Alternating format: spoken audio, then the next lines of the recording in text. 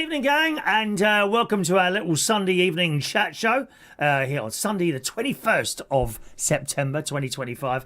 Getting later and later, the long haul to Christmas, as we always get at this time of the year. It's I've got the jumper on today. This is one of my new... there's a mark on there. A bit of crisp or something, possibly. It's certainly turned a little bit today. It was quite cold this morning when I left for church on this Sunday morning, around about 7:30 in the morning, about 20 to 8 in the morning.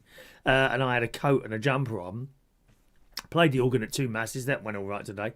8:30 was a bit quiet. I do two on a Sunday. 8:30 was a bit quiet. And then the 10:30 was mega busy, so I don't know. Maybe people got up a bit later, I suppose. Funnily enough, one of the lady, because I shared the organ playing. There's another bloke called John. He's been there for years, much longer than I have. It's like the main man, if you see what I mean. And then there's Sheila, who plays the guitar. And I had my calendar out. A bit useless. I do try and put things on my iPhone Mini 13 camera, calendar type thing, but I don't really keep it up, if you see what I mean. I'll be sitting there thinking, oh, I put some more dates on here, and I'll have my paper calendar on one hand and this on the other, and I've already done that one. Oh, I've done that one already. Do you know, because I'm not keeping it up. I think the only way to do it is to dispose of the paper calendar completely, then put everything on here. And then I'd remember to do it each time, if you see what I mean. But so I turned up there with my paper calendar because my friend Debs wants to do something like a little treat, a little walk around an abbey somewhere, I think it was. She's been trying to arrange this for weeks. And where to go next week? Well, I'm at the caravan next week. What about next week? Oh, I'm Scotland next week. Oh, so I bought my calendar in and I sat there on the table with this calendar. And Sheila's there because she wants Sheila and her husband, and her and me, almost like a couple. You know, no, not really. Almost like a couple. Some people think we are. There's a couple of people in the choir think me and Debs are carrying on, and we keep it up, just to look at their faces. So I had my calendar out there, and we got through so. October? No, I can't do October. That's that week. There's a secret holiday one week which we don't talk about. If you know where I'm going, do not put that on any messaging system or chat box because it's a surprise for someone. And it got to November, you see, and we're looking at November. So we're still in October. Looking in October. And Sheila says to me, oh, that's the day the clock goes back. And none of us want that one. None of us wants that one. And she said, who's playing? And so I looked at her. I said, oh, it's John. And she looked at me. She said, have you done that on purpose? No. Listen, I get up at 6:45 on my organ days, right? I've gone to bed at like 1:30 and I didn't sleep well at all last night. I think this often happens on the Sunday or on the Saturday going into Sunday because number one, I go to bed late, and number two, I know I've got to be up early. So already, if I go to bed, say I get to sleep about 1:45, 2 o'clock, 3, 4, 5, 6, 45. It's 4 hours and 45 minutes. Well, take away the hour that we lose. Exactly, 3 hours 45 minutes. So we don't really want that one, really, you know. Although the other one, I don't mind the other one, you know, when you get an hour extra. So, can you even believe that Sheila would think that I would fix it so someone else gets that date just because I do the rota? Would I do such a thing? No. Anyway, so that came and went. Choir's sounding quite good today. And then afterwards, I went out of the church. And of course, it was warm. It wasn't too bad at all. It certainly warmed up from the morning. And there I am walking around with a coat and a jumper and a t-shirt on. So it got quite warm. Went down to Marks and Spencer's. Got a few bits in there. And I was really tired at this point. I got really tired. So I just got one of those ready meal things, you know, the vegetarian casserole thing with the dumplings. Marks and Spencer's, £3.75. You know, and some coal cannon. Do you like coal cannon? It already made mashed potato, Very nice indeed. Cycled back here, had my dinner, got the show ready, and there wasn't really much ready for the show. So I then spent a good half hour, 40 minutes doing bits for the show today. And here we are. So had a little sleep, and here we are now. And later after this, I'm going up to my mate's house for about an hour and a half, and then I'll go to the gym tonight. So got to keep busy. Very, very important to keep busy. Now, if you'd like to join in today, be nice to hear from you. Very easy to join in. Send us a text. That's up there. Text number 07451 287 337 is your text number there, okay? 07451 287 337. And also, at the request of the Australians that watch the show, you can email the show as well, because I'm often not in and out of that chat box too much, trying to work out which messages is for me and which messages you're just chatting to everyone else, you see.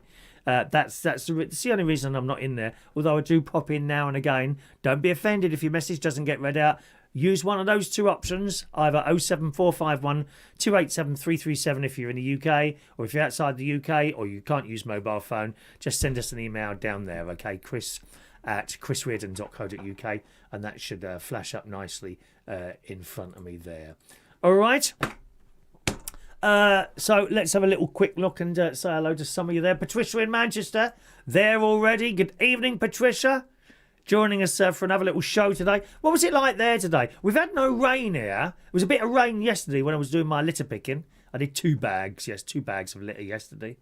Nothing surprising yesterday. Just cans and usual stuff. Sometimes you find something exciting, you know, like £10.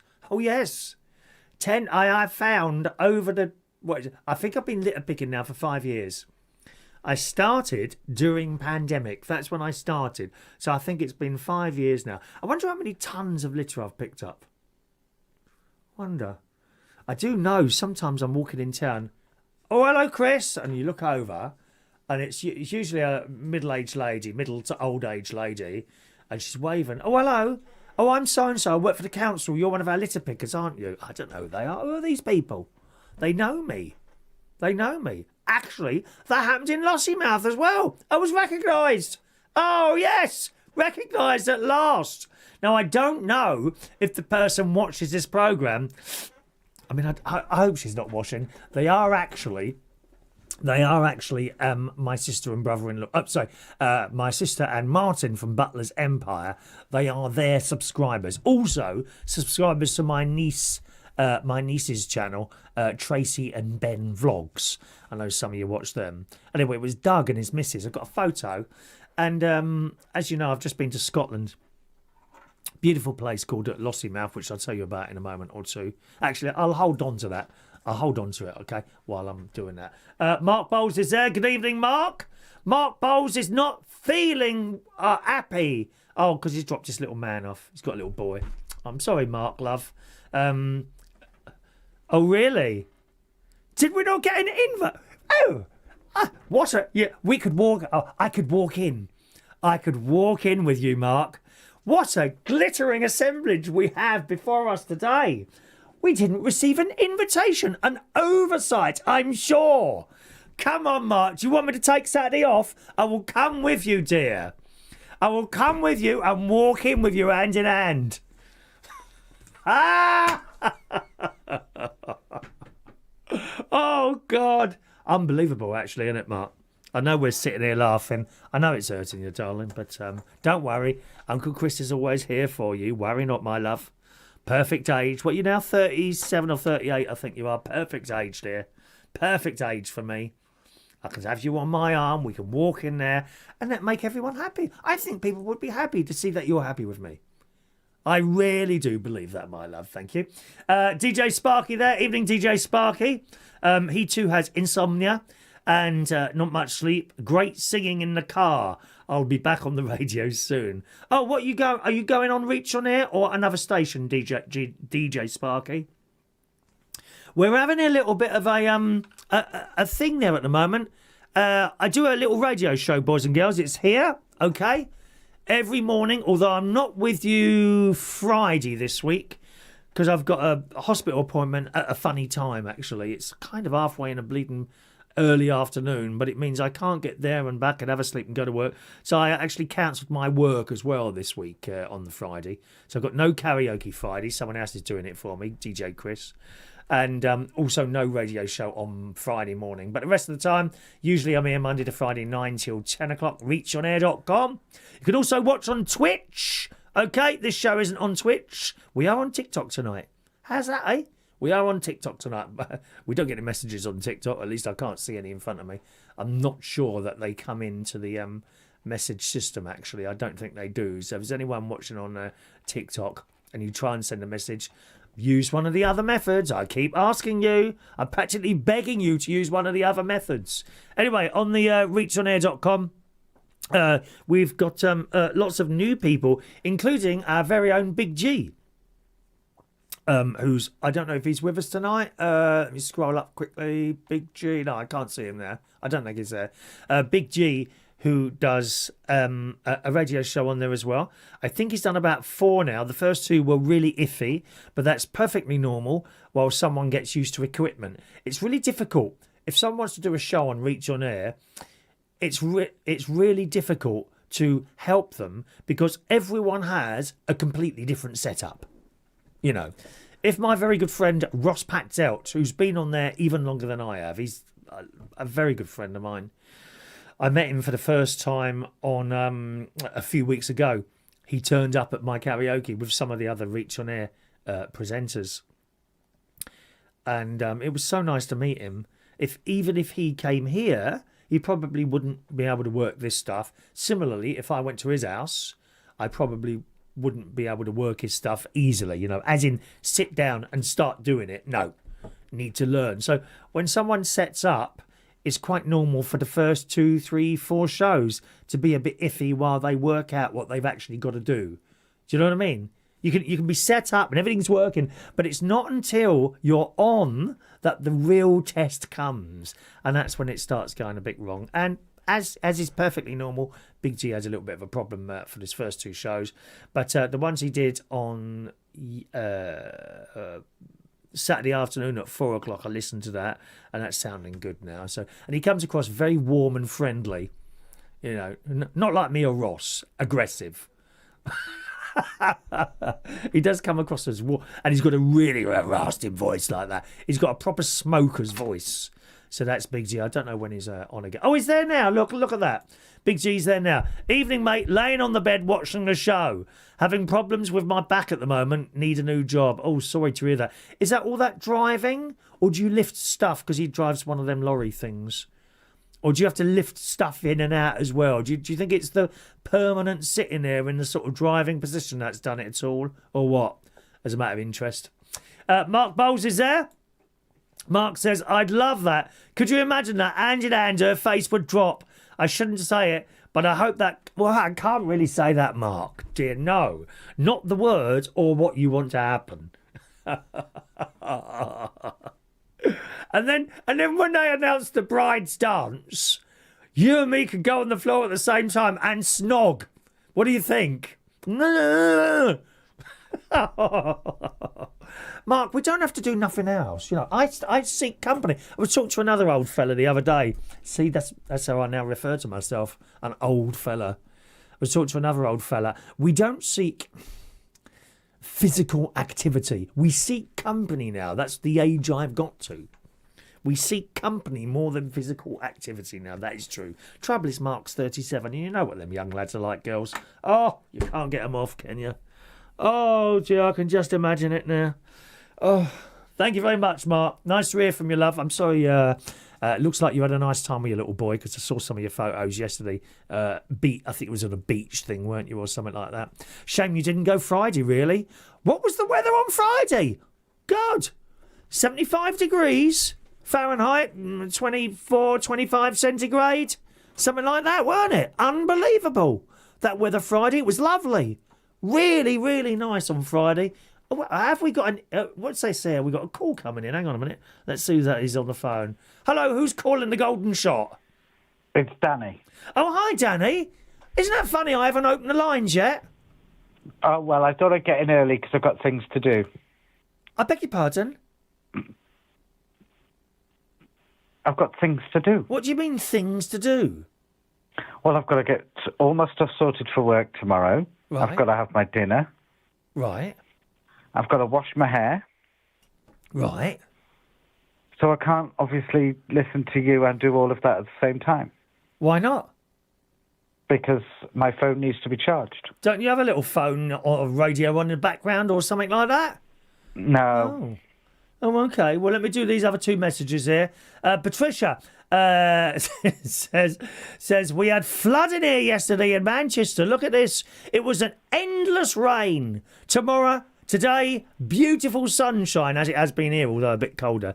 We get a lot of rain here, but yesterday was something else. Thank you, Patricia. DJ Sparky says he's coming back on Reach on Air. It's all set and ready to go. But you and Tracy was singing in the car. She can sing like an angel. Me and my niece did a little singing video, which sadly I can't play for you because of the copyright thing here on YouTube. But yeah, we had a little bit of a sing-song. He's got the Rodecaster Pro 2. I don't know what that is. And still ready to... Oh, is that a microphone? Mixer. It's a what? Mixer? Is that mixing desk, yes. Is that the thing with all the different coloured lights on it? Yes. Oh. But you have to set... It's not plug and play, is it? You've got to set things up and program buttons. Oh, I haven't got time to do that, love. Blimey. Wow. I just want to plug it in, push a fader up and something works. Well, it says mic one, push up. Not program it. Oh, I haven't got time to do that. Oh, No, you only program your little buttons. Do you? I don't really know it. I don't really know anything about that Roadcast thing. I have a Behringer. Thank you. All the way from China. From China. Come from China. Thank you very much. Big G, it's the lifting thing doing his back in. He has to manually carry around every box. Oh, no tail lift and no pallets on the lorry. I didn't know that, Big G. There you are. Here you are, Mark Bowles. Company would do me just fine. There you go. Happy days. Now, would that company... I'm sorry about this, Danny, but it's much more important that I'm trying to chat up a straight lad here, love. Company would do me just fine. Would that include sort of sitting next to you on the settee, maybe with my head on your lap? Or your head on my lap? Would that be okay? That's as far as it can go? Maybe an arm round me, for comfort. And remember, I don't know about you, Mark, but a little bit fat. Oh, actually, I'm not so fat now. Softness is a thing called comfort. Softness is a thing called comfort. Are you still waiting, Danny? I'm still waiting. Not much longer then, love. Company would do me fine. I know it's just bad. Just hope the whole debacle is a flop. Me too. Are you sending in spies, Mark, to take notes? Yeah. I'm glad you had a lovely time with your little boy there. I had a lovely time with my great nieces and nephews up in Scotland there. Yeah, don't forget, if you can't use the text up there, use the email, okay? Chris at chrisreardon.co.uk. All right, Danny, what are you calling in for? Please don't bore us as much as you did last time. Talking about getting old. Yes. Because it was my birthday yesterday. Oh, was it? And yes, you were talking about being the correct age. Yeah. I turned 37 yesterday. Yeah. Oh, sorry. I hear what you're saying there. Yeah, you may be the correct age, but you don't look like Mark, love. I don't see a tattoo. I wasn't trying to set myself up, darling. Trust me. I think he was in a roundabout way, to be honest. And I can understand people that fancy me. I do completely understand that. You may be the right age, but you've got no look of hardness around you at all.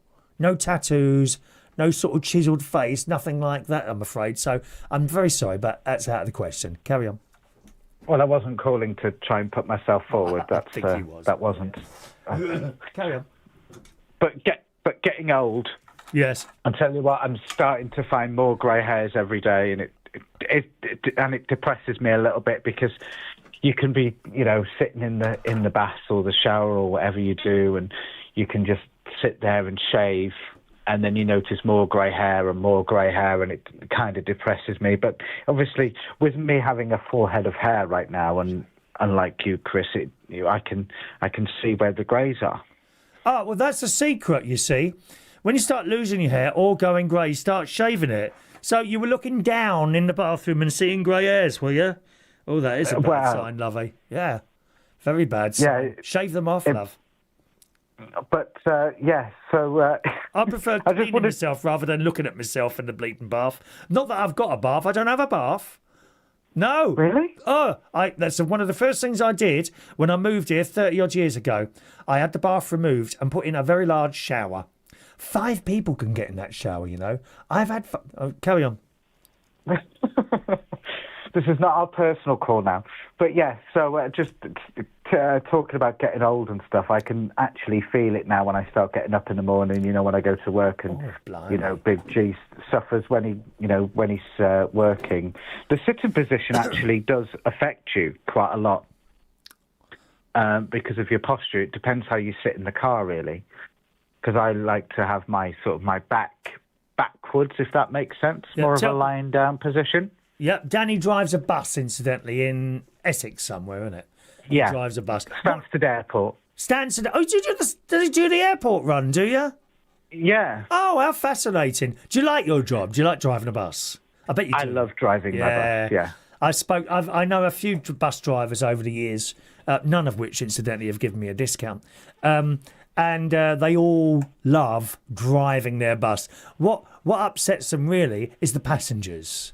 Yeah, they can be complete and utter arseholes, especially the ones like, oh, I'm a bit short of money. Get off the bus then. Bye. No free ride here. Oh, dear. Carry on. We have a saying, an empty bus is a happy bus. Are you still doing that competition with all the other bus drivers where you wait for an elderly lady to get off the bus and you try and close the door on their bag so that they are dragged along? No. Alex, the bus driver, who's sometimes with us, I don't think he's with us tonight. You know, he's the leader in London of that. He managed 25 yards with some poor old dear. I mean, she had scraped knees and everything after that. Poor old dear. Wouldn't let go of her bag though, would she, love? Carry on. Oh, but the thing that really gets on me is, you know, the trolleys. You know, they have these trolleys and stuff like that. They really, really get on my nerves because they all pile on. Because as soon as 9 o'clock comes, they can start using their free pass. You've got one of them, haven't you, Chris? Yeah. Alex tells me all about that. Let me say something to you, Danny. As they come on. Oh, isn't it 9 o'clock yet? Oh, my watch must be a little bit fast. You get that, don't you? Do you let them on? No, I don't. Oh, come on! They're called twirlies. We call them twirlies. Are they called twirlies? What is that then? Yeah. Why is twirly? Because they're too early. Oh, okay. And how early are they? Probably about 30 seconds. You're cruel. I don't think I don't think we would accept you in the church. No. They know the time that they get on, and then they put their pass on, and I don't say anything because they know it's 9 o'clock and they use the bus every day. They go on, put their pass on, and they go, "Oh, am I too early?" And I look at them and I say, "You get this bus every day. Of course you know it's too early." When you say too early, what time are we talking here? 10 to 9, quarter to 9. Oh, blimey, that is early. You know what I mean? If it was maybe like, 8:57, 8:58, I'd be like, yeah, okay, love, go and sit down. But, you know, I say it with such a straight face. You can laugh. I say it with such a straight face, but in like a bitchy tone, like, you know it's too early. You know, that kind of look as if to say, bugger off. You know, it's too that sort of way, because you know me. But it really gets on my nerves when they put it and it goes, and the machine just goes, no, like computer says no, and they still do it every single day. And then I get to a point where I go, £2, please. And they go, well, I haven't got any money. Well, you could wait for the next bus, knowing it's an hour for the next bus. Oh, you're a cruel man, Danny. A cruel man, love. I love it. So you make them get off again? Yeah. Oh, these poor old... What, in the pissing down rain? Yeah, well, they should know that the time that's come out is 9 o'clock, any time after 9. What do we say to that, boys and girls? That's cruel, isn't it? That's cruelty to pensioners. Esther Ranson needs to set up another thing, I think, really, for pensioners, love. But the reason why we say no is because we get money back from the council. Right. So if it's registered before 9, they won't pay us. See, it's all about the money, isn't it? It's not about looking after the people. And here's a Tory speaking, love. A Tory speaking should be about the people, love. I'm sure I'm voting for the wrong party. Anyway, carry on.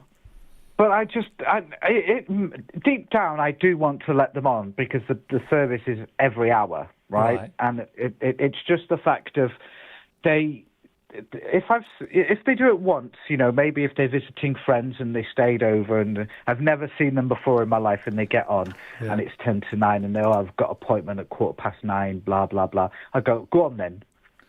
Right. But if it's the same person or same people every single day that are doing it, that's what really irritates me. If it's a one-off, fine, fair enough, I'll let you on. But don't come to me every single day going, oh, is it too early? Is it too early? I can... I think my nan, if she was still around, I think she'd do the same thing. We used to drop her off in Roehampton at the number 72 bus stop in Roehampton. And she'd get there and be this great big long queue, and she'd join the back of the queue. I kid you not, this bus used to turn up. She'd then take off from the back of the queue, and she was little. She looked old, little and sort of a round lady. Nanny Hayes, her name was. And as the bus pulled up, she'd then take off from the back of the queue, run round the outside of the queue, and get into. Excuse me, I must get on. Excuse me, and they just used to let her on. Wouldn't do that now, I don't think. I just imagine your face when you saw her get on. And she used to get in, and somehow, I don't know how she managed it, on a packed bus, she'd managed to get the seat next to the window so that she could wave at us as she went off. Nanny Hayes. Oh, dear. But yeah,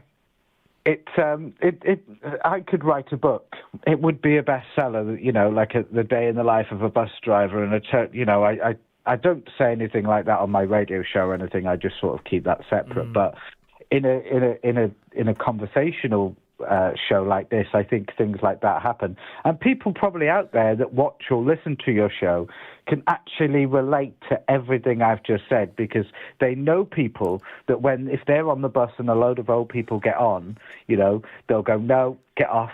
But there will all come a time where we'll all get our bus pass, you before me, Chris, and all that sort of stuff. You'll get on a bus and you'll tap and they'll say, no, it's too early. And you'll go, well, and then they'll be like, no, go away. But yeah, the whole point of the story is that I want to let them on, but I could lose my job because the council won't pay us. Right. And that's the only issue, because for every pass that gets presented, the council pays us 80p. So a fare is £3 at the moment, so the council pays us 80p of that fare. Right. But if it's before 9 o'clock, they don't. We lose out. All about. So I think you're a cruel person, not letting those poor old dears on, my dear.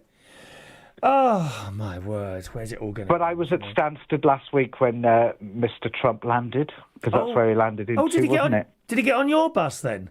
No, he didn't get on my bus. I seen Air Force One. Didn't get on your bus? Well, how did he get to wherever he was going then? It was in a helicopter. He flew to... A helicopter? Yes. Oh. Were you full up then? Or was it, I don't go to central London, darling. Was it before 9 o'clock?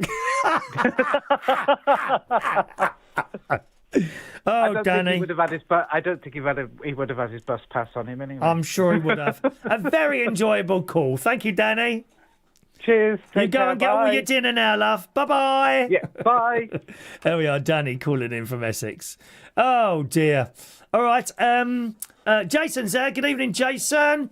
Jason's son says, hello, Chris. How are you? I will be late to join your show. Looking forward to it. See you shortly. You must be out somewhere. Evening, Jason. Maureen joining us there. She turned up at the karaoke on Friday. Evening, Maureen. I think her legs are a little bit better now. There's my mate, Ronnie. Evening, Ronnie. If you vote Labour, I'll never speak to you again. I'm going up his house later on. There's a cup of tea and something. Is there any biscuits or cakes? Oh, actually, yeah. Half 6. You've got a good hour now. You could pop out to the BP and get a couple of cakes. Can I have cheesecake tonight, please? Yes, thank you very much. By the way, one of the ladies at church, oh, you've lost a lot of weight. Yeah, you can't. Sometimes you can't win. You know, I've been on this weight loss thing since the doctor told me you need to lose some weight. A little bit of a heart issue and stomach as well, but whatever. And so I did, and I think it was June. I haven't got my old calendar here. You see, I really shouldn't take the calendar out of this room, right? There's a danger to get lost, and then I will be mucked up. Do you know what I mean?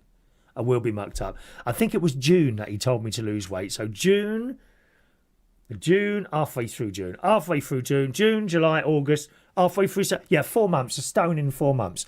I think that's pretty good. Slow.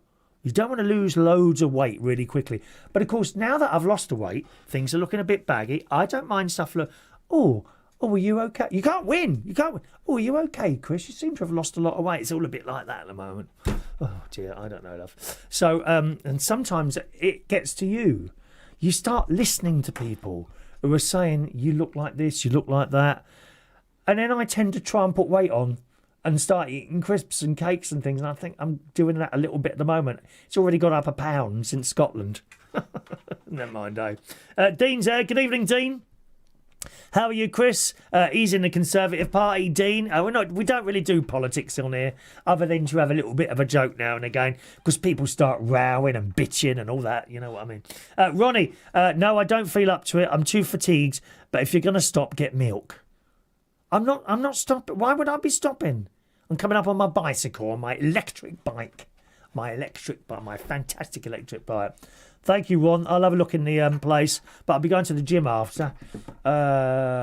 It'll be a good hour before I go to the gym. So maybe there'd be a little surprise in my bag as well, young man, okay? All right? He just spent an arm and a leg on this shelf thing. I don't think you bought it, did you? Was it your other half bought it? On this shelf thing that's like made out of driftwood.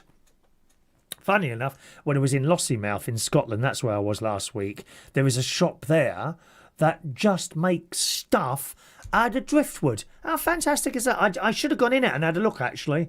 I might have bought a couple of bits and pieces, probably for someone else, actually. I tend to buy presents for people rather than stuff for myself now, you know.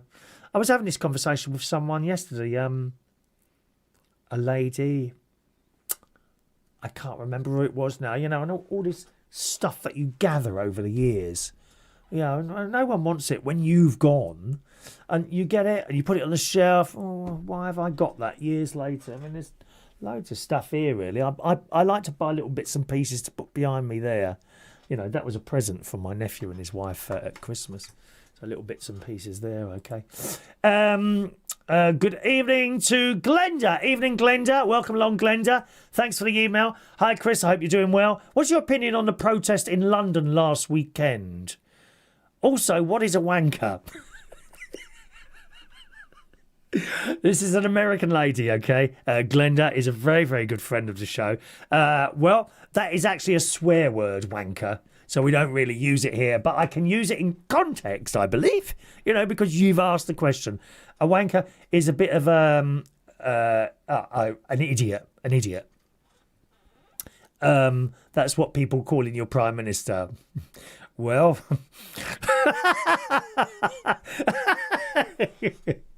I feel really badly for the people of your country. I pray for all of you. Yeah, like the rest of us, mate. It's really not good at the moment here. It isn't. I don't think it's very good at all here. I feel it's better where I was in Scotland. Yeah, and I love it here. It's not too much trouble around here, but sometimes there's loudmouth kids, lads on electric bikes going at 200 mile an hour down footpaths. But I know them. I kind of know them because I live near them. Do you know what I mean? So when they see me, they just wave and go past. And they carry on doing it. It's funny how these youngsters do all these roll-ups. I don't understand that. I thought it was an old man thing. There they are on there. They hear me coming up, look up. Oh, it's him. And then they just carry on. Hello, mate. When I go around doing the litter picking, you know, I always thought when I first started litter picking about 5 years ago, like I say, during the pandemic, I thought at some point, and it's bound to be a youngster, they're going to just go past me in a car and chuck a load of stuff out and say, hey, you forgot that bit, mate. It's never happened. It has never happened. No one's ever taken the mick out of me going around and picking up litter. In fact, yesterday, Oddly enough, yesterday I was going up the road and it's beep and his car pulled over. A young lad in there. Yes, mate. He said, I just want to say, I see you coming up and down here many times now. I just want to thank you for doing it. And that's what it's all about, that sort of thing. Right, what's your opinion on the protest in London last week? If you don't like it, just stay at home, really. I don't go on I've no interest in going on protest. There seems to be a different one every week. You know, choose your protest. Select a flag and join in. No, I think it's unnecessary that we have the leader of the free world and he has to put up with protests. How you would stop them, I don't know, because there's too many people on both sides. So I don't really like the protests. Mr. Trump, what do I think of Mr. Trump? Remember, we don't do politics on here. We really don't. We don't do it. What do I think of him? I think he's all right. I think he's all right. I would like someone like that here, running the place, who knows what they're bleeding doing. So there we are. That's my opinion there. All right. Thank you, Glenda. I got that twice there. All right, my love. Don't forget, gang, if you want to send an email down there or use the text 07451 287 337. Ronnie says, "Oh no, I don't feel up to a cake." Oh no, sorry, I've read that. I thought it said you were too fat then or something. Sorry. There we go. So that's it there. Now, I'm just going to pop into the chat box, say hello to some people in there, and then we'll carry on. We've got Jason Hughes, Mr. Gary Ross, Vera from Vera's Choice in the Morning, Mr. John Dixon Karaoke, hello to you. Greg Goddard's there, hello, Greg. We've got, let me see, Stu Eves, evening to you, Stu. Hello to you, sir. Welcome. Bum, bum, bum. Scrolling quickly, I can just do the names. There's my Debs, who was singing a heart out to karaoke earlier. We were just talking about you earlier, actually, Debs. Hello to you, my love. Is that everyone? I'll just get these names out for us. High Sense Washer Lover, hello to you. Text Sparky, we've done that. I'm scrolling really quickly here. Don't forget, gang, if you're going to put a comment in there, I'm just doing names on there because it's not possible to read out all these comments. And I see we've got Gary. Nephew Gary's there. He's arranged. Sorry, Debbie. No, not karaoke this morning. Church this morning. She was singing her heart out this morning at the church. Very, very good. Very impressive. Nephew Gary's there. He's arranged something for me next Sunday afternoon because I'm up at the Caravan next week. No show next Sunday, okay? Because Gary's arranged something. He won't tell me what it is, and it does eat into the day a little bit, which means there won't be enough time for me to have a rest, and do the show as well in between there. Basically next week, so Saturday, I'll finish work, drive up there, get up there probably about somewhere between 2 and 2:30 a.m. But I've got to be up early Sunday because I'm playing the organ at the church in Boston. When I went up there about 4 weeks ago, I realised I didn't have anyone. And I'll be honest, I didn't want to do it. I thought, shall I offer my servant? I don't know. More stress. Why do I need more stress? But it was the fact I didn't have anyone. There was no one doing it. I was singing it unaccompanied. So I felt compelled to offer. So I did. And they accepted. So I'm playing up there. But I think it's 10 o'clock in the morning, the mass up there, which means if I've gone to bed at like 2:30, I'll probably have trouble sleeping. I'll have to be up again at 7. No, 8. I'll probably have to be up at 8. 2, 3, 4, 5, 6, 7, 8. Oh, well, that's not too bad. 8 o'clock. That'd give me 6 hours, I suppose. Yeah, that'd give me 6 hours, so not too bad at all there. And hello to LaBelle as well joining us there. Hello, LaBelle and young Sharon Stoned. Lovely to have you there. Jason Sun says, rules are rules. We have to take our own consequences. We certainly do, my dear. Certainly do. Anyway, back from Scotland, as I say, I had a lovely, lovely, lovely time up there with my niece and her 3 children. Her husband's away at the moment on RAF activities. Now, where is he at the moment? I think he's in Cyprus. He's in Cyprus at the moment. So she's on her own with the children. And we had a wonderful time there. I've got a few little pictures and bits and pieces. This is great-nephew James. I am his godfather. He likes to be naked all the time in the house. I don't know why, as in no clothes whatsoever for some reason. That was James. There's my niece, and that's Nigel. Nigel the dog. Okay, that picture was taken just a few days ago. That's George. He's going to be 13, I think it's next week. And for his birthday, I asked him what he wanted for his birthday. Golf balls. He's chosen a load of golf balls for his birthday. Blimey, they're not cheap, are they, golf balls? Blimey. I can't remember how many there were, but I know nothing about golf whatsoever. So I said, well, you'll have to tell me what you want. So we got the Amazon thing out, and he chose what was on there, and there were 2 different types, and one was dearer than the other. He said, oh, no, those ones are too dear. I said, well, you can have those ones if you want. He said, let me do a comparison. So then he's on the Google. This is George here, who I'm talking about at the moment. He's on the Google comparing what the difference is between those balls and those balls. And in the end, he chose the cheaper ones. He said, no, I want these ones. So I ordered those, and I think they've been delivered, actually. And while I was ordering, we said, oh, it's next day delivery, $2.99. Can you get them next day delivery, $2.99? I said, well, it's not your birthday the next day, is it? Oh, it doesn't matter. Yes, it does. Yes, it does. And I don't do next day delivery ever. I save the $2.99, $3.99, $4.99, whatever it is. £5 sometimes. Actually, $4.99 seems to be the average delivery fee for the Amazon, because we don't have Amazon Prime, no. £75 a year? No, don't need it. Don't need it. And besides, and I've told you this before, right? It's often the case on the Amazon. You got no Prime, so you go for the thing, order the thing, and then it will say next day delivery $2.99. If you scroll down, often there's a free option there, right? $2.99 tomorrow, so say Monday, right? Or free delivery at the Co-op on Thursday. I'll click Thursday, right? More often than I would say 85% of the time, it still comes the next day. Seriously. It never goes on to Thursday. It might come tomorrow, like as if you'd paid $2.99, except you haven't, right? Or it might come the day after, or it rarely does it come as late as what it say it's going to come. So don't worry about paying for bleeding delivery. Just order it and then look for the free option. There's not always a free option, but there is often. And I usually have it delivered to the Co-op, and that's easier because then there's no one leaving it outside your house or anything like that. Happy days. So I ordered these golf balls at free delivery, and guess what? They came today. The next day. Was it today? No, they came Friday, which was the next day, which I didn't pay for. Happy days. But my niece was under strict instructions to take them and place them in the birthday cupboard, not to be opened until your birthday. Oh, it's only a couple of days away. No, it's not your birthday. Same as Christmas. What would you like for Christmas? Oh, why don't you just give it to them now? No, because it's not Christmas Day. That's why. I took all their Christmas money up, all in little envelopes. Happy Christmas, James.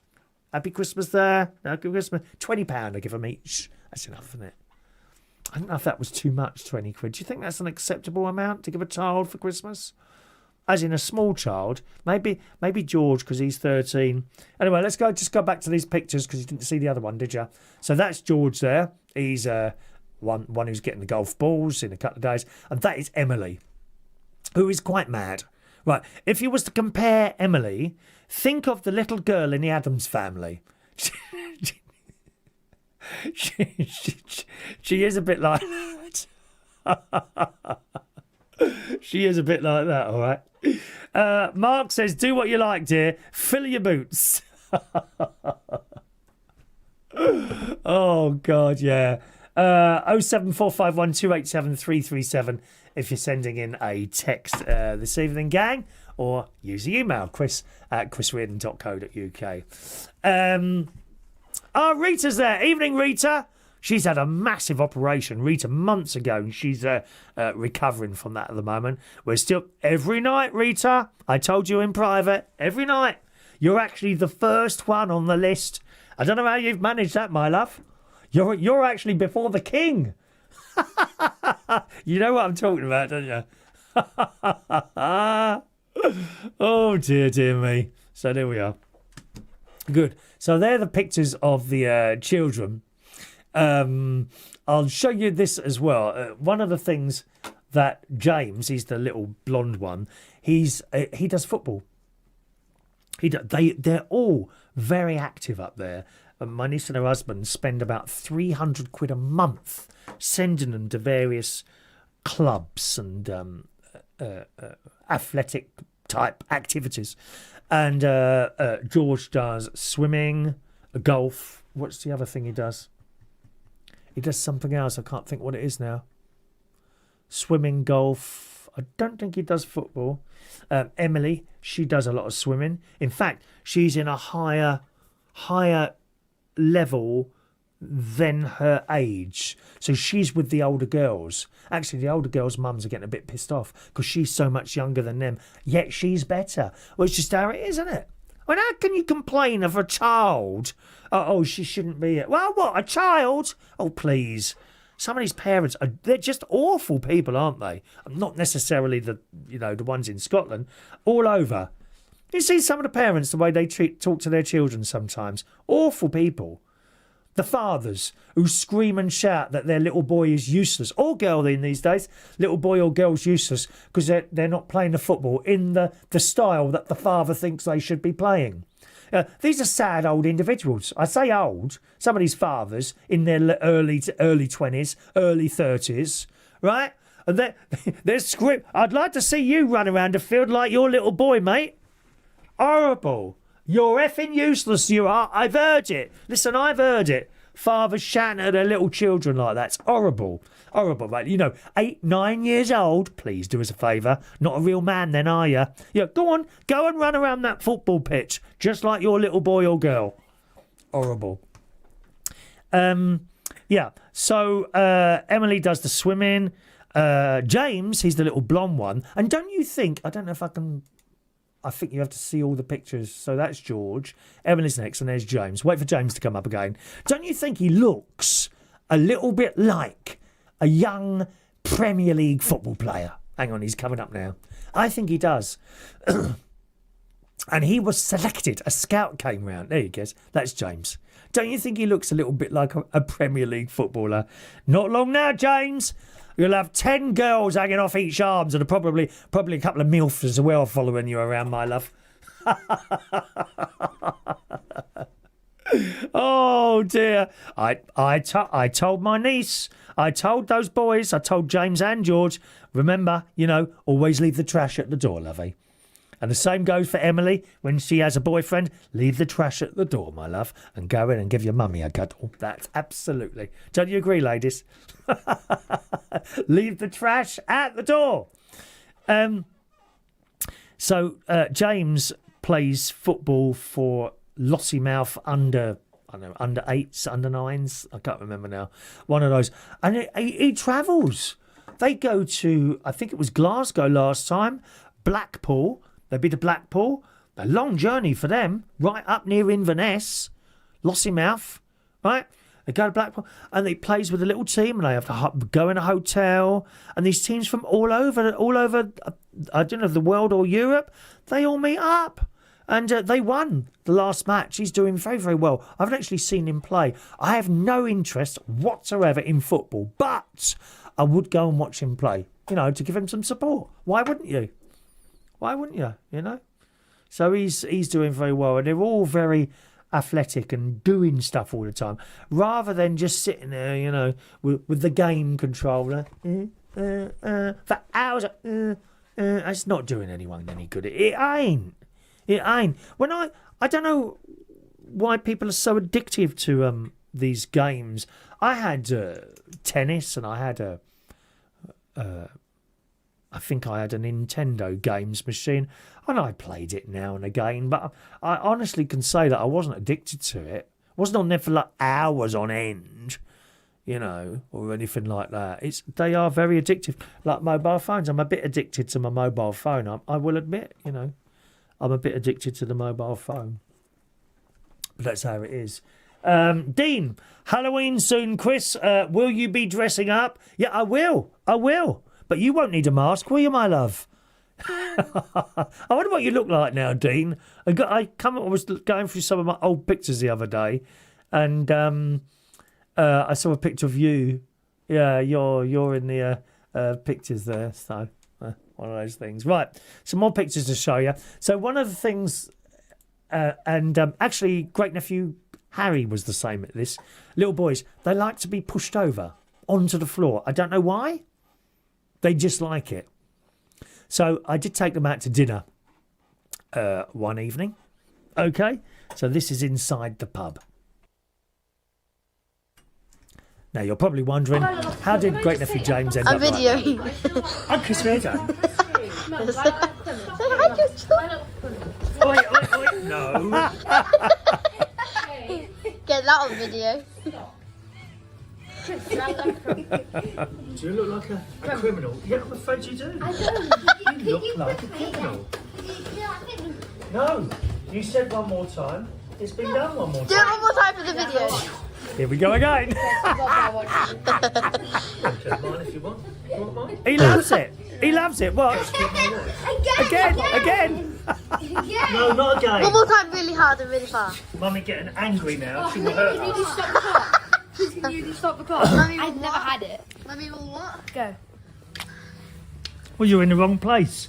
Clock don't go backwards, does it? Can you do the clock? No, let me stand there.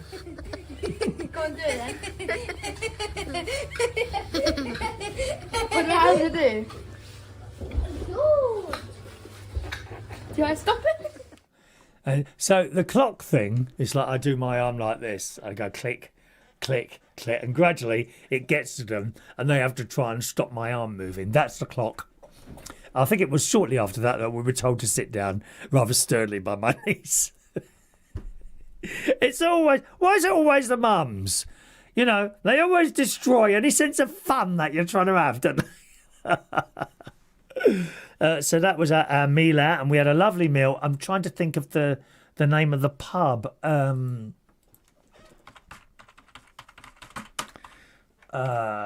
Pub by sea. Frith Hotel? Frith, I think it's called. The Frith, that's it. Not the Frith, idiot. The Firth. It's called the Firth. Firth. Lovely food and not small portions. Nothing worse than going into a bleeding pub and I'm still hungry, you know. No, you won't be hungry enough. If you ever go to Lossiemouth, go to the Firth and have a dinner in there. Prices are I feel that they're slightly on the high side for something that's not in London. Nevertheless, there were like 2 adults and 3 children, and we had a dinner and a pudding. They had this candy floss thing, which was like a couple of 2 or 3 scoops of ice cream and literally candy floss in there as well. And I didn't get that. I didn't get the candy floss because it was a kid's meal. Well, I think that's a bit unfriendly. You know? I wanted the candy floss in it, but I didn't get it. I just had boring ice cream on its own. Never mind. And my niece had the sticky toffee pudding. She had 2 great big bits of lamb as well. I had halloumi burger and chips. And nice. Really nice. I don't mind telling you. So 2 adults, 3 children. So that's 5 dinners, 5 puddings, 5 drinks. Come to about 120 quid. I don't know what you feel about that. Does that sound about all right to you? My niece's was the dearest dinner. That were the 2. But I mean, these bits of lamb were huge. You know, huge. And you were not hungry afterwards in the slightest. Debs says, busy. Very busy, Debs. Very busy. Look, July next year. Already very busy, darling. January. Busy, dear. Very busy. Remember what that man, the old man who drove an Uber car in Florida back in January, we got into the car and he was telling us all he was in 75, telling us all these things he does. And he said it's better to wear out than rust away, and he's absolutely right. You don't want to die sitting on a chair, do you? And you're just as busy as me, Deb, so with all your activities going out and things like that. You know, I think I'm going to be a lot busier soon because I think Mark Bowles wants me to take Saturday off so I can turn up at his ex-girlfriend's wedding on Saturday and walk in with me. That'll upset her, won't it, eh? Happy days. In fact, actually, Mark, I don't know if you're still there. Would you like me to bring some twinks as well? They're the little young gay boys, 18, 19, 20. They're always a scream. They create so much trouble. Honestly, they create so much trouble. They'll have her in tears in minutes, that lot. It's quite funny, actually.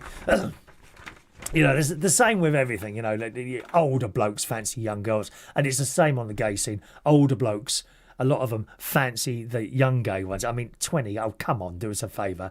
But the funny thing, and the thing, they're always batting them off. Unfortunately, once the young gays realise, as in, 18, 19, 20, 21, 22, 25, once they realise you don't fancy them, they're all over you. Seriously. Posh Twink Carl is always, as I go outside, if he's out there, he will run over and smother my cheeks in kisses. And get off me! No twinks, please! No twinks, thank you very much. Anyway, so that was the little video there. I told you I bumped into two of my sister's subscribers on Butler's Empire, and here they are. This is Doug and his missus. Actually, I can look up her name because I sent the picture to my sister. Is my sister here tonight? I wonder if she's there tonight. I know she's there tonight. Hang on a minute. There's my sister. So I beg your pardon, Jane and Rob. Jane and Rob. What did I say his name was? I said Doug, didn't I? Jane and Rob. And they're from Brisbane in Australia. A place where I visited sometime. Well, I could have done with a shave there, couldn't I? And I was literally just walking along exactly where you see that now, right? See just behind us on the left, or on your right there. Was just walking along. This lady, the lady with the glasses there, and she goes, "Are you Chris?" And I'm like, "Yeah." She said, "Oh, hello. We're Jane and Rob from Brisbane, Australia, and we are subscribers to your sister's channel and your niece as well. We knew you were coming." And they said they were hoping to bump into my niece. And I said, "Well, it's funny you should mention that. You see that pub over there, yeah? Well, at 7:20 tonight, we're going to be in there. If you want to come down, we'll be having a dinner, but you're welcome to come over and say hello to my niece." But unfortunately, they were doing something that night, so they couldn't come. But yeah, isn't that funny how you just bump into people like that? Eh? So that was quite nice, meeting up with people like that. And we had about a 10-minute conversation there, and then they went on their way, and I went straight over the road to the ice cream shop. I've got a new favourite flavour ice cream. What's yours? What's your favourite flavour ice cream? I'll tell you mine in a moment. Mark says, more the merrier. I'm not going to read these bits. I better not read these bits. My twinks would be very good at doing that for you, actually. A slight leg out over the floor when a certain person walks past. Don't you worry. I can sort them out for a price. They don't do anything for nothing, those twinks. You'll have to buy them drinks and stuff like that, Dean is doing a live feed for ghost hunting for his paranormal page. Dean does a paranormal page. We're going to get you. When I do that to my great nieces and nephews, instead of being fearful, they just think it's funny. I don't seem to be able to frighten them. Don't know what that is. How do people look at your paranormal page, Dean? If you send me, tell me how people would look at that, I'll tell them where to go there. All right. So that's Doug and was it Doug and Sarah? I've forgotten their names again, honestly. Doug and Sarah, was it? Yeah, Doug. Sorry, no. Why do I keep calling him Doug? I don't know. Jane and Rob. The first letter of their surname begins with D. I think that's why. Jane and Rob from Brisbane, Australia. Do they watch this show? Do you know? I don't know, actually. I didn't ask. I don't know. I think they saw me on Sharon's show, so Sharon and Martin's show. So I'm not sure that they see this one. You know. Big G says, as I'm a twink, oh please, for God's sake, what planet are you on, Big G, that makes you think that you're a twink? You are 37 years old, dear. Balding hair, rasping, over 50s cough that you've got. Twink. He says, as I'm a twink, I don't mind going to a wedding. Sorry, did you receive an invitation? Has Mark Bowles sent you an invitation? No, he hasn't, have he? No, he hasn't. You'll have to wait for an invitation from Chris and Mark. Listen, Mark. Chris and Mark request the company of, Oh, yes, we must order those things when you give me a date, of course, Mark. When you give me a date, lovely. All right. Now, what else have I got to show you? So that was that's what I've got it written in front of me. Doug, it's Rob. Right? Okay. One more little video to show you. As I was walking around one day, I did a little video. I don't know what the sound's like on here, to be honest. I've just quickly put them all together because we're very late putting the show together today. Didn't do it till this afternoon. Usually I'm doing bits throughout the week and then I put it all together on a Sunday afternoon. Today I had to get the bits and put it together, so it took a bit longer.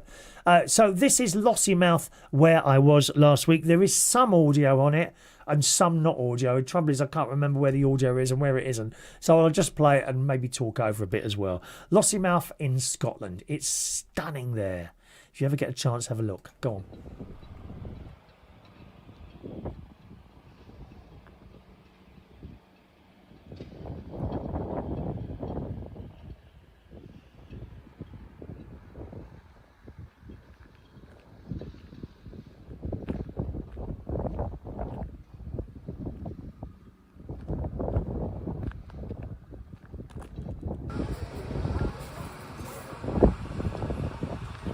All businesses on the right hand side there,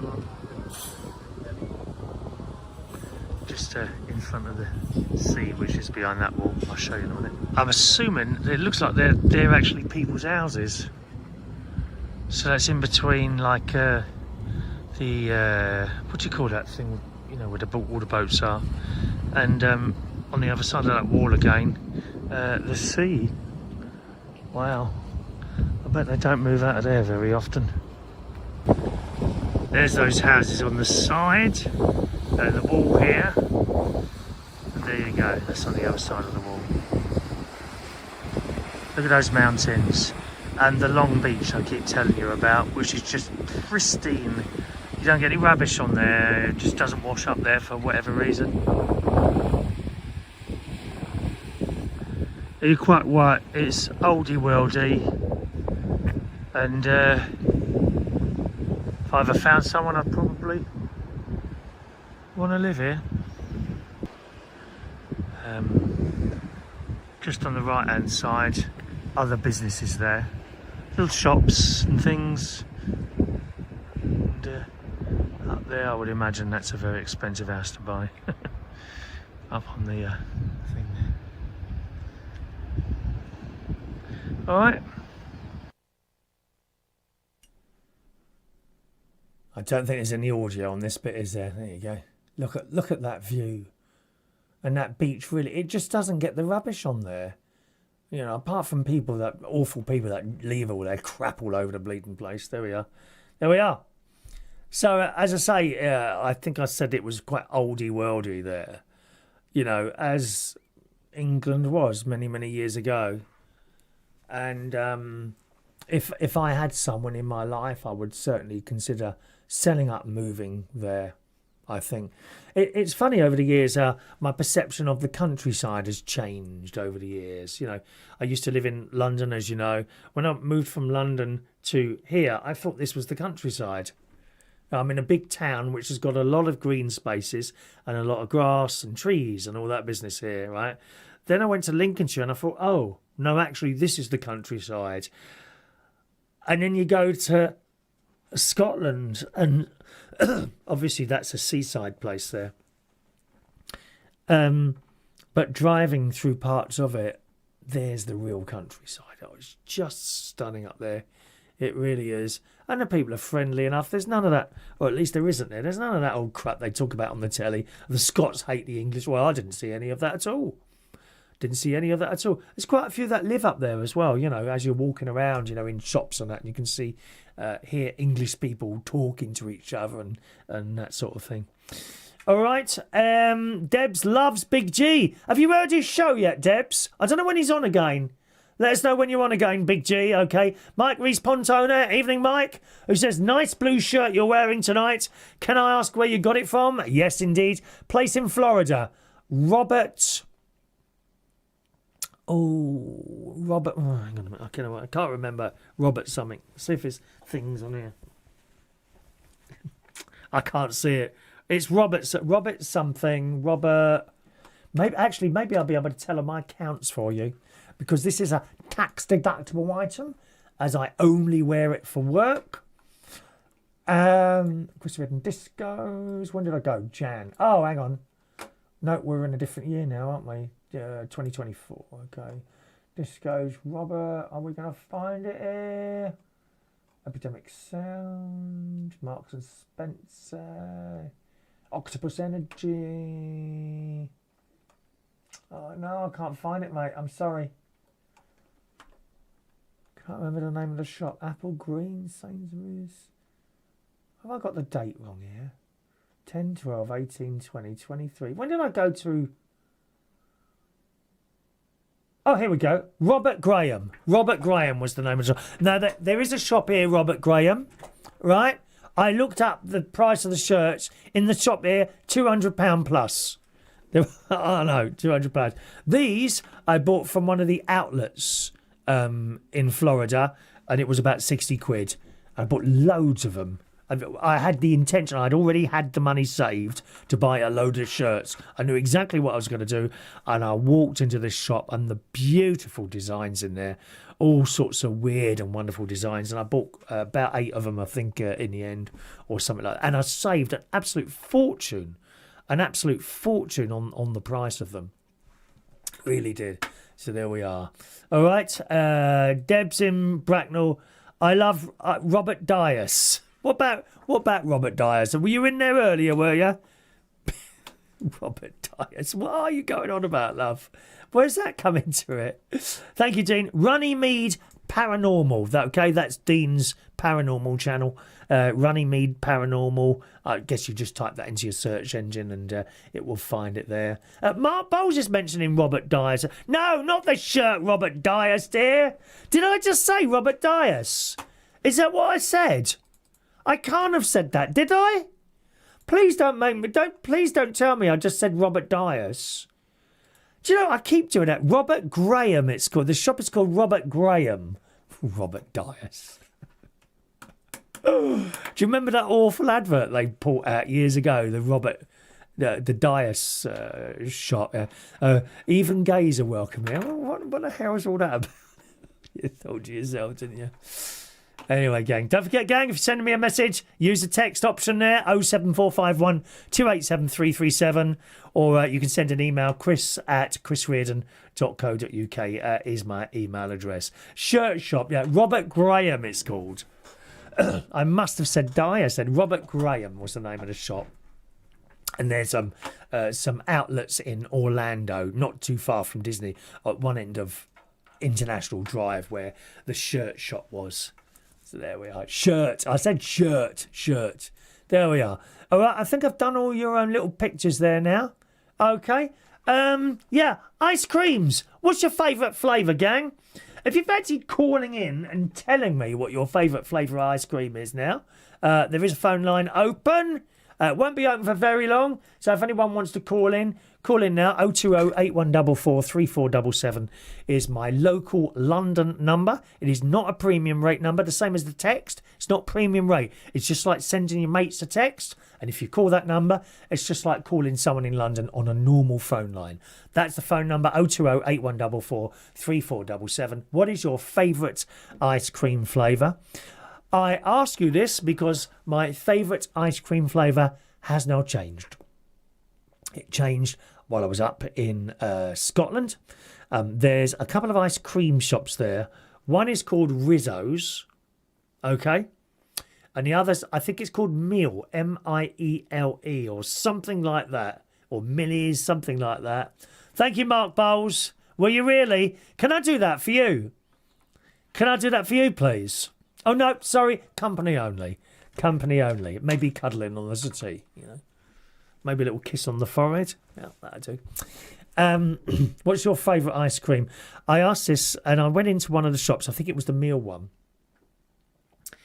They didn't do soft, what's that thing? Mr. Whippy. They didn't do Mr. Whippy in this particular shop. But nevertheless, they had a lovely selection of ice creams, all beautiful colours and different flavours and all that. I'm looking at these things. I usually have vanilla and something else like salted caramel. That's what I normally have.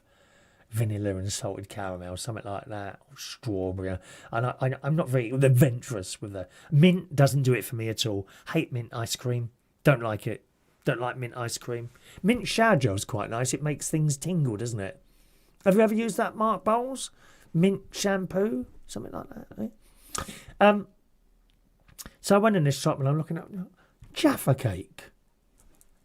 Jaffa cake. Now, I like Jaffa cakes. My friend Vera from Vera's Choice in the Morning, she bought me in some Jaffa cakes the other week and they were hot honey flavour.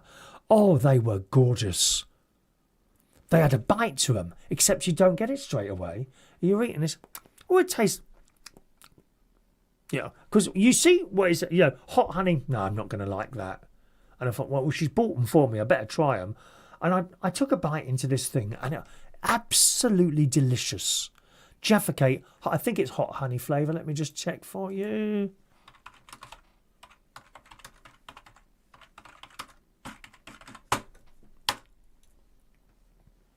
Yes, hot honey flavour. Bleeding hell, £1.50? Jeez. Pfft. £1.50. They're limited edition. Look, someone's selling them on eBay. 15 quid. They must have stopped making them then, I suppose. But they were, if you can get hold of some, please try them. So already it tastes. And then the chili hits you. Seriously, I think there's chili or something in there, and it just gives it a little tang. They are absolutely delicious. Hot honey Jaffa cakes. Highly recommended. And Vera, if you see any more of those, they are gratefully accepted. Vera brings me in a gift now and again. Very nice indeed. So, Jaffa cake ice cream now. Do you know, I'll try some Jaffa cake ice cream. I'm going to try it. So I said, I'll have a little tub, please. 2 scoops. Jaffa cake and... popcorn. And the popcorn, I must admit, looks a bit like vanilla.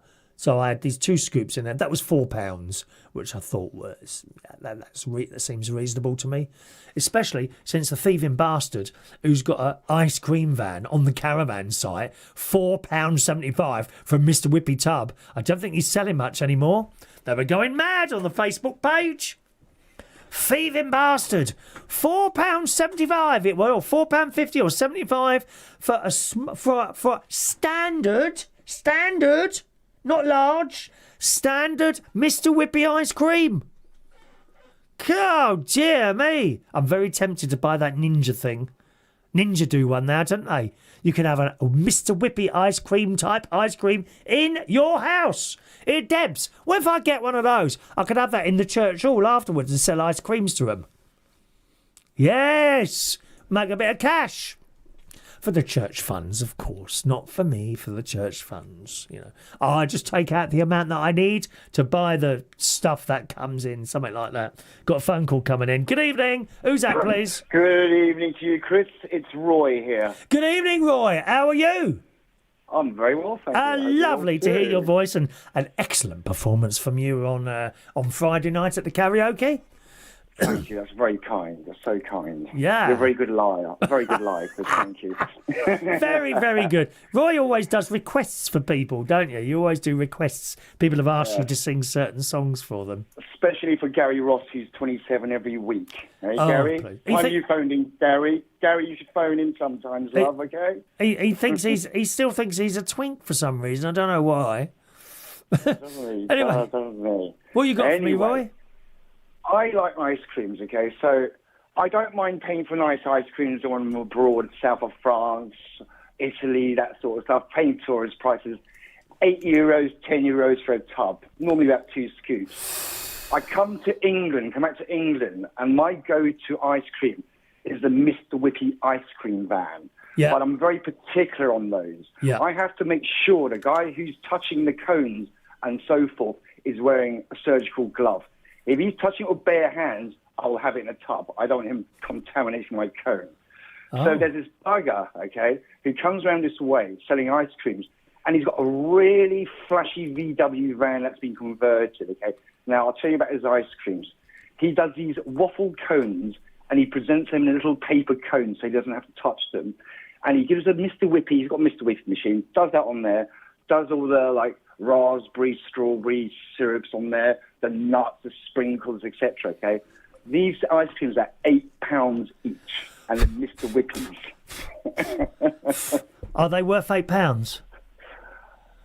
Depending on the guy's mood, if he hasn't got a queue, he'll do a massive one if I keep change to him, Right. okay?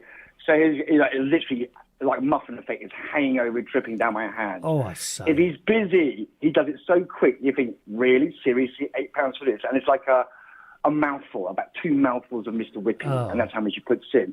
So it's getting a bit steep now, I think. But once in a while, I hit the seasides, like Southend and Brighton, and you find some places that still do £3 Mr. Whippies, and they charge £1 for a flake, you know. Well, up in Skegness, you can, I think about £2.50. There's a particular good one. value. There's a particular one, and I know is good because the McDonald's staff come. It's right next to a McDonald's. The McDonald's staff come out in their breaks and buy their ice cream from him.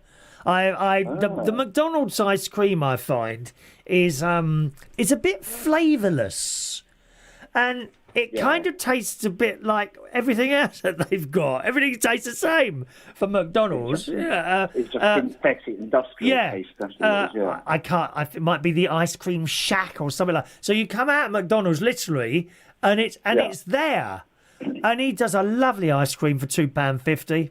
Great niece Evie. She's 13. Oh, she's got a new boyfriend, Jaden. Oh, nice. Jaden. Don't worry, I've checked him out. I've been checking him out. I look him up to check that he's not a dodgy character or anything like that. He's the same. He's in the same class as her at school. They're both 13. I don't know if he's 13. He might be 12. I don't know. Ooh. He might be, roughly the same age in school. Anyway, so I've checked him out. I haven't found anything dodgy about him yet. So that's good news.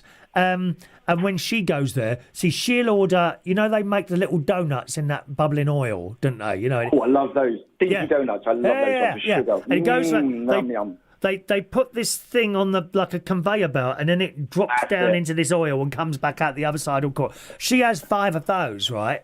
Ooh. And she has greedy cow. And so she has it. Remember, Uncle Chris is paying for it all. Then she has a big dollop of ice cream. So I'm like, can I have one of your No.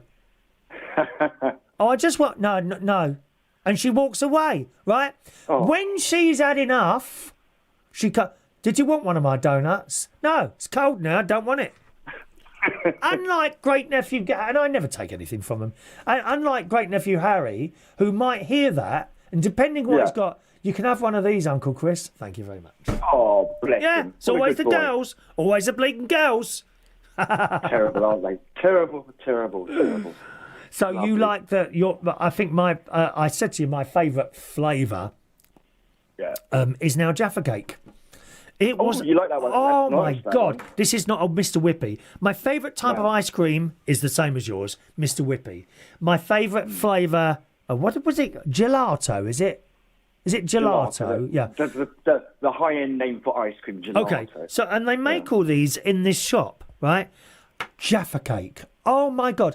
And the flavour stays in your mouth for ages. That like deep orange taste that it's got to it, and darkish chocolate.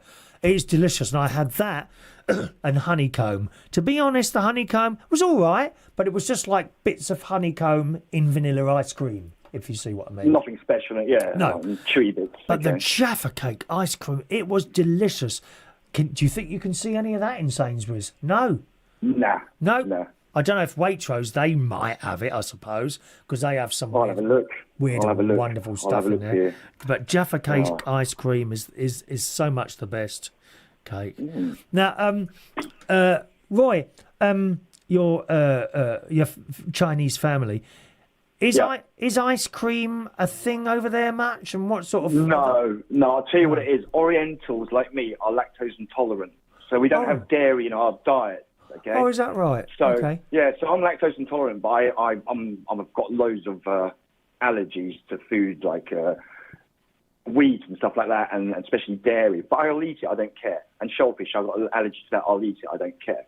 But I love ice creams. I love milkshakes. For one thing, they make me fart some beautiful long-ass farts, honestly. Vera can vouch for that, can't you, Vera? But they don't smell. They're just air. So my stomach's just gurgling away. It doesn't bother me at all. It's fine. But some people will avoid it, especially Orientals, because it gives them a lot of air. Well, I didn't. I had no idea about that. Yeah.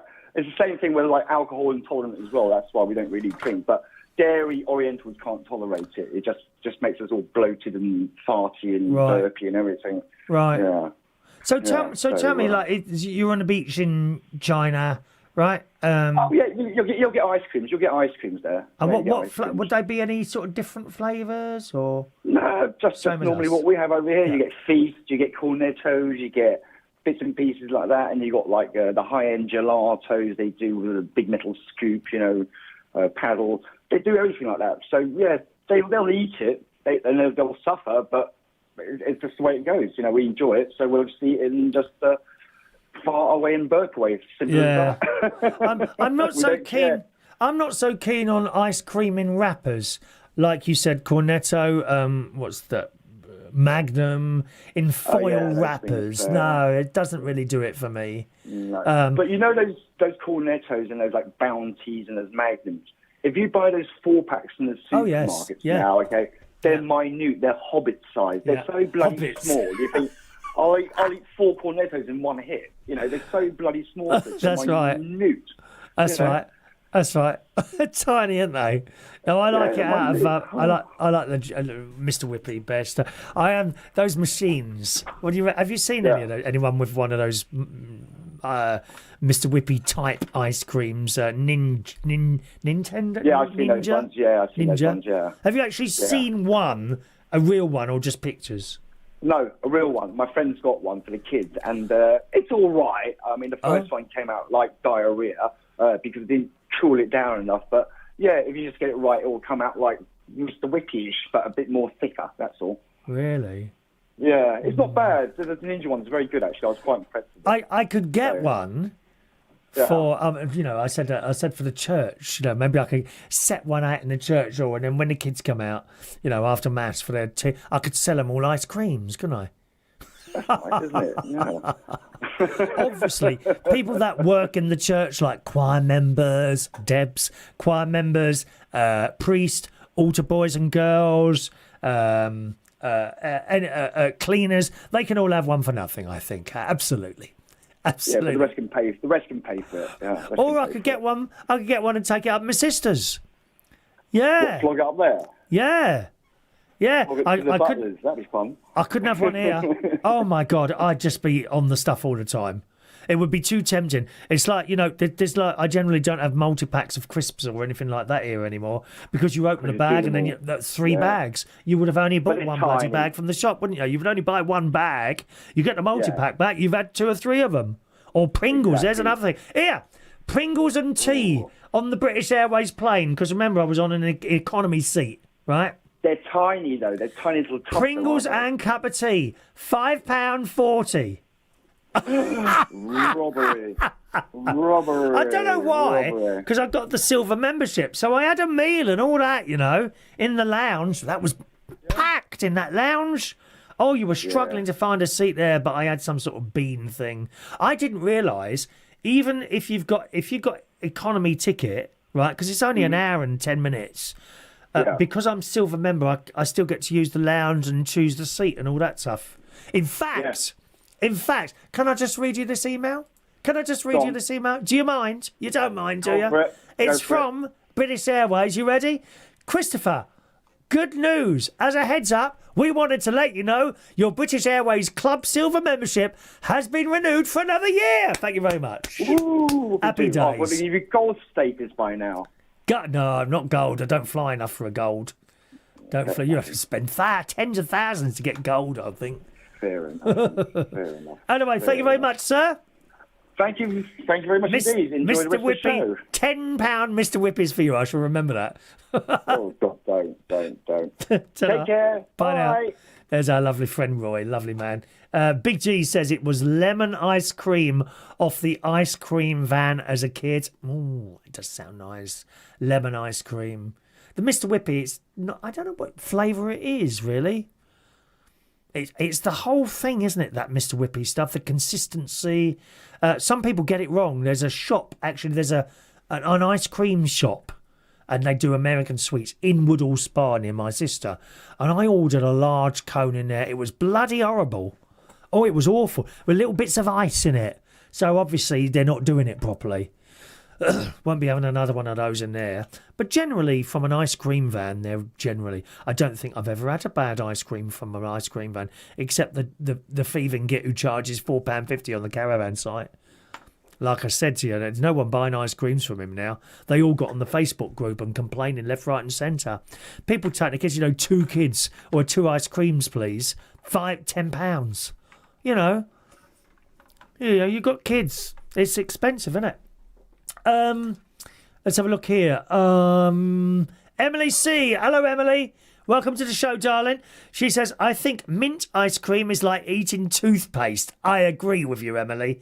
I much prefer salted caramel. Yeah, that's another one of my favourites. Like Haagen-Dazs.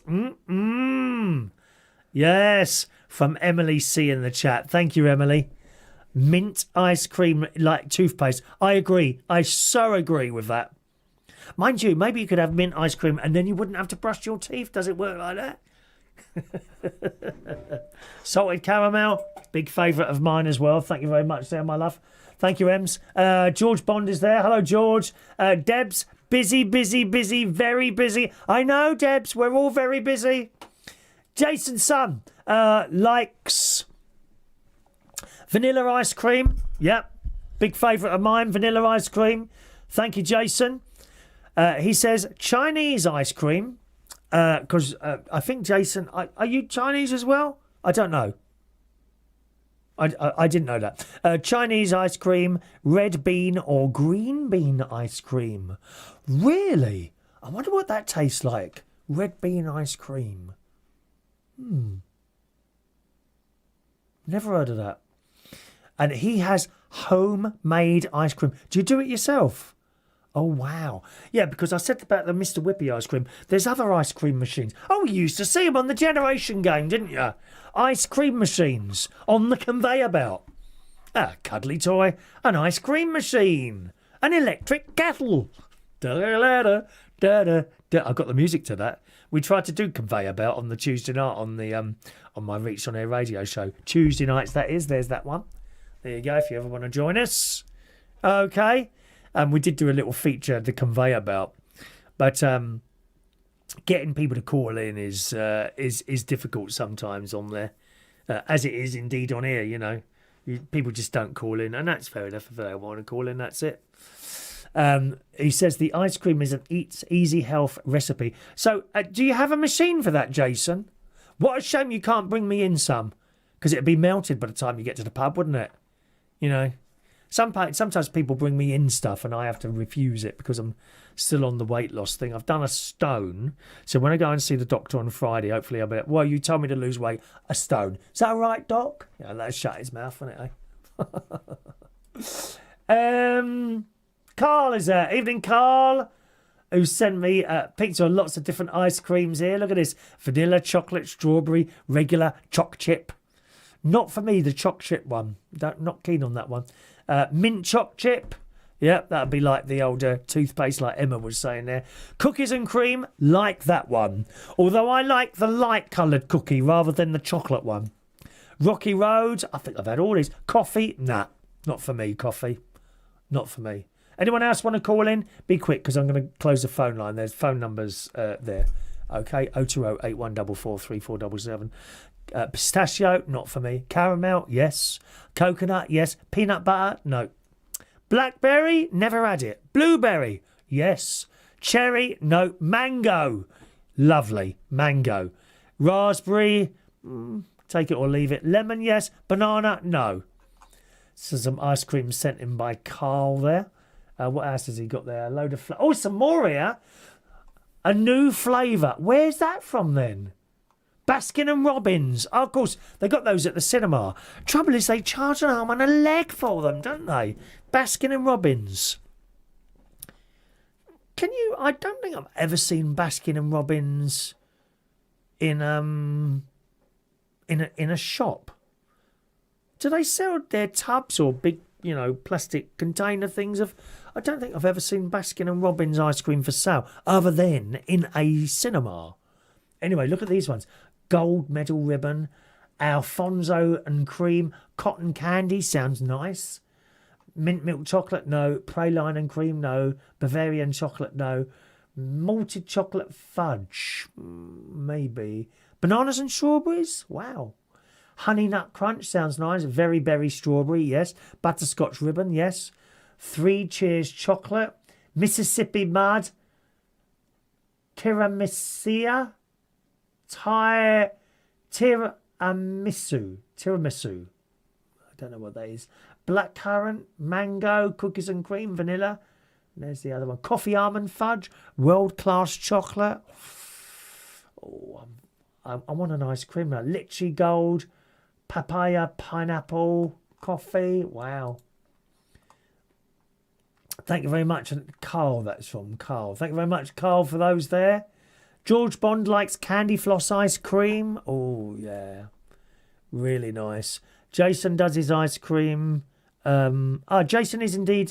I didn't know you were Chinese. Didn't know that. He says, I will bring in stuff for you, Chris. It's on my list. I know your favourite. Oh, thank you, Jason. I don't know how you're going to get it there without it melting. Mind you, got those... what are they called? Those polystyrene things. When I was in Australia visiting my friend and he cooked us a dinner, I thought, well, I better take something round. And I dropped into the gelato shop there and they had these polystyrene things, different sizes. And I took him 2 of those. So much ice cream, I can't tell you. Because you see, there's 3 of us. Oh, I'll get that one now. It was like a long, it was like one of those, those things you buy plants in, like for the windowsill. It was like one of those. It wasn't that long. Oh, it was nice though. Gelato thing there. Vera's there. It looks like Sainsbury's still sell the Jaffa cakes. Oh, you've sent in the songs. Thank you, Vera. I'll try not to delete those. Sometimes I delete them accidentally there. Thank you, Vera, for that there. All right, want to send me a message, gang? Text. Text number at the top there, 07451 287337, or you can use the email there, chris@chrisreardon.co.uk. All right, blimey, it's up. Look at the time. It's like 25 to 8 already, isn't it? Gosh. Okie doke. What else have I got for you on my show? I've said that. Ice cream. While I was in Scotland, a great end to the long run in Saga. I went with my niece to see Downton Abbey, the finale. And we went to a place called Elgin, so you've got to get in a car to go there. So she drove us there. And... the cinema, and we're walking around. I said, well, where is it then? She said, oh, it's down there. And we went down this really narrow street. And these old battered up doors, she says, it's in here. I said, oh, is it? The Elgin Playhouse, I think it's called. And it's really old. So we went in there, got the tickets. Well, I don't know when the last time that place was decorated. And it was cold. The ceiling is really high. Really high. The toilets, clean, but very, very old in there it was. Anyway, so we watched the new Downton Abbey film, the last Downton Abbey film and thoroughly enjoyed it. I was a little bit apprehensive because, of course, we don't have Maggie Smith anymore. May she rest in peace. That saddened me, losing her some time ago. Great actress. Wonderful films. There's one where I think she plays a bit of a naughty nanny. And she takes her grandchild to school and someone's mucking around with her grandson, being horrible to him. So she goes outside and cuts the cables on this kid's bike. So, I can't remember what it's called yet, but I need to seek that out and watch it. I'm a great fan of Maggie Smith and the lady with the yellow... she was in that yellow car, The Lady in the Van, I think it's called, which I've watched, I think, 3 times, twice on a plane. Such a warm film, and she plays a tramp living in a van. Anyway, of course, she wasn't in it, so I was a bit apprehensive, but it was okay. Was it as good without her in it? Maybe not, but only a little bit. The film itself, they do a very good job of wrapping it up. I've got to be honest. Sometimes you see a film and it finishes and you think, oh, what's next? Do you know what I mean? It really annoys me when they cancel TV series. The BBC are good at this. They've done it a couple of times. The last one I remember, a programme called Atlantis, which kind of took over from Merlin. Merlin got cancelled, but the writer managed to finish it off. So it did finish. Atlantis, they had a series or maybe 2 series, and then it came to a cliffhanger. Right? The series finished and they cancelled it, so it doesn't finish. Oh, that's really annoying, isn't it, eh? But Downton Abbey was wrapped up very well, I thought. They finished it very well. And do I want to tell you this in case you might go and see it, mightn't you? No, I won't. The ending is really a bit heart-wrenching. It was a lovely, lovely ending, and the caption that comes up at the end, dedicated to. Okay, that's all I'm saying, because I don't want to spoil it for you. The very, very end of the film is very, very wonderful. So if you are a Downton Abbey fan and you haven't seen the film yet, you won't be disappointed. Going to close that phone line now, my love. Okay. Lines are closed. Go on, try and ring now. No one's going to answer. Too late now. No, go on, try. Try and ring. No one's going to answer now, because I've closed the line. So there we go. Do go and see the Downton Abbey film. Have any of you seen it yet, as a matter of interest? Anyone seen the film at all? Downton Abbey film? Very, very good indeed. All right, so that's Downton Abbey. Just told you while I was on the phone to my very good friend Roy, I've had my silver membership renewed for British Airways. I've gained the points. And the way you earn points is to take flights, okay? But they did change it. British Airways did change it. It was a bit of a hoo-ha, actually. They used to do it on the length of your flight, what class you booked and stuff like that. Now they simply do it on the amount of money you spend. And I think it's 1 point for every pound that you spend, okay? And there are varying different levels. You can have the bronze level. I think it's blue, bronze, silver and gold. And the benefits of my silver is obviously, if you book a club seat on the plane, that's the posh seats. Okay, not first class, that's right at the top. So it goes economy, premium economy, club and first. That's how it works on British Airways. Each airline is slightly different. And I'll save up for the club seats, so it's nice and comfortable. And you get great benefits there. You get the use of the lounge and fast check-in, fast through security, or at least as fast as the queue is, You don't have to join that queue. That goes like that. It's always a much shorter queue. And then you go straight into the lounge. No sitting on those nasty plastic hard bloody seats. People, hundreds of millions of people around you. You go into a lounge which is generally quieter. But they can be busy as well. The difference is you've got a comfortable seat, similar to your armchair at home. Not far off from that. Very comfortable. You get a meal. If you drink, all the drinks free. Wines, spirits, all that, all included in your price. I don't drink, but I drink loads of tea. And you can have a meal, sit down, you can have a shower generally in there. And I love it. Now, with the silver membership, even if you buy an economy seat, you can still get the use. You obviously don't get the nice seat on the plane, but you still get the use of the club, the quick check-in, the quick passport thing, security going for the X-ray in machines, and do all the other little bits and pieces. Oh, and I get to choose my seat free on the plane, which if you don't have a silver membership, you can pay anything from £60. I think it's up to more than that to choose your seat when you do your booking. You can choose your seat free of charge, generally 24 hours before the flight, but by then other people have bought the seat that they want, so you're left with whatever's left. So when I book a flight now, at least for the next year, because it just renewed it again, I'll be able to book my seat free of charge when I book the plane as well. So that's a really handy thing to do there, I always fly British Airways if I can, sometimes Virgin. I've never flown on any of the Middle Eastern carriers like Qatar or Emirates, Singapore. They're supposed to be quite good. I've never flown on any of those, but I gather from friends that use these airlines, they are far superior to British Airways. So, it is what it is.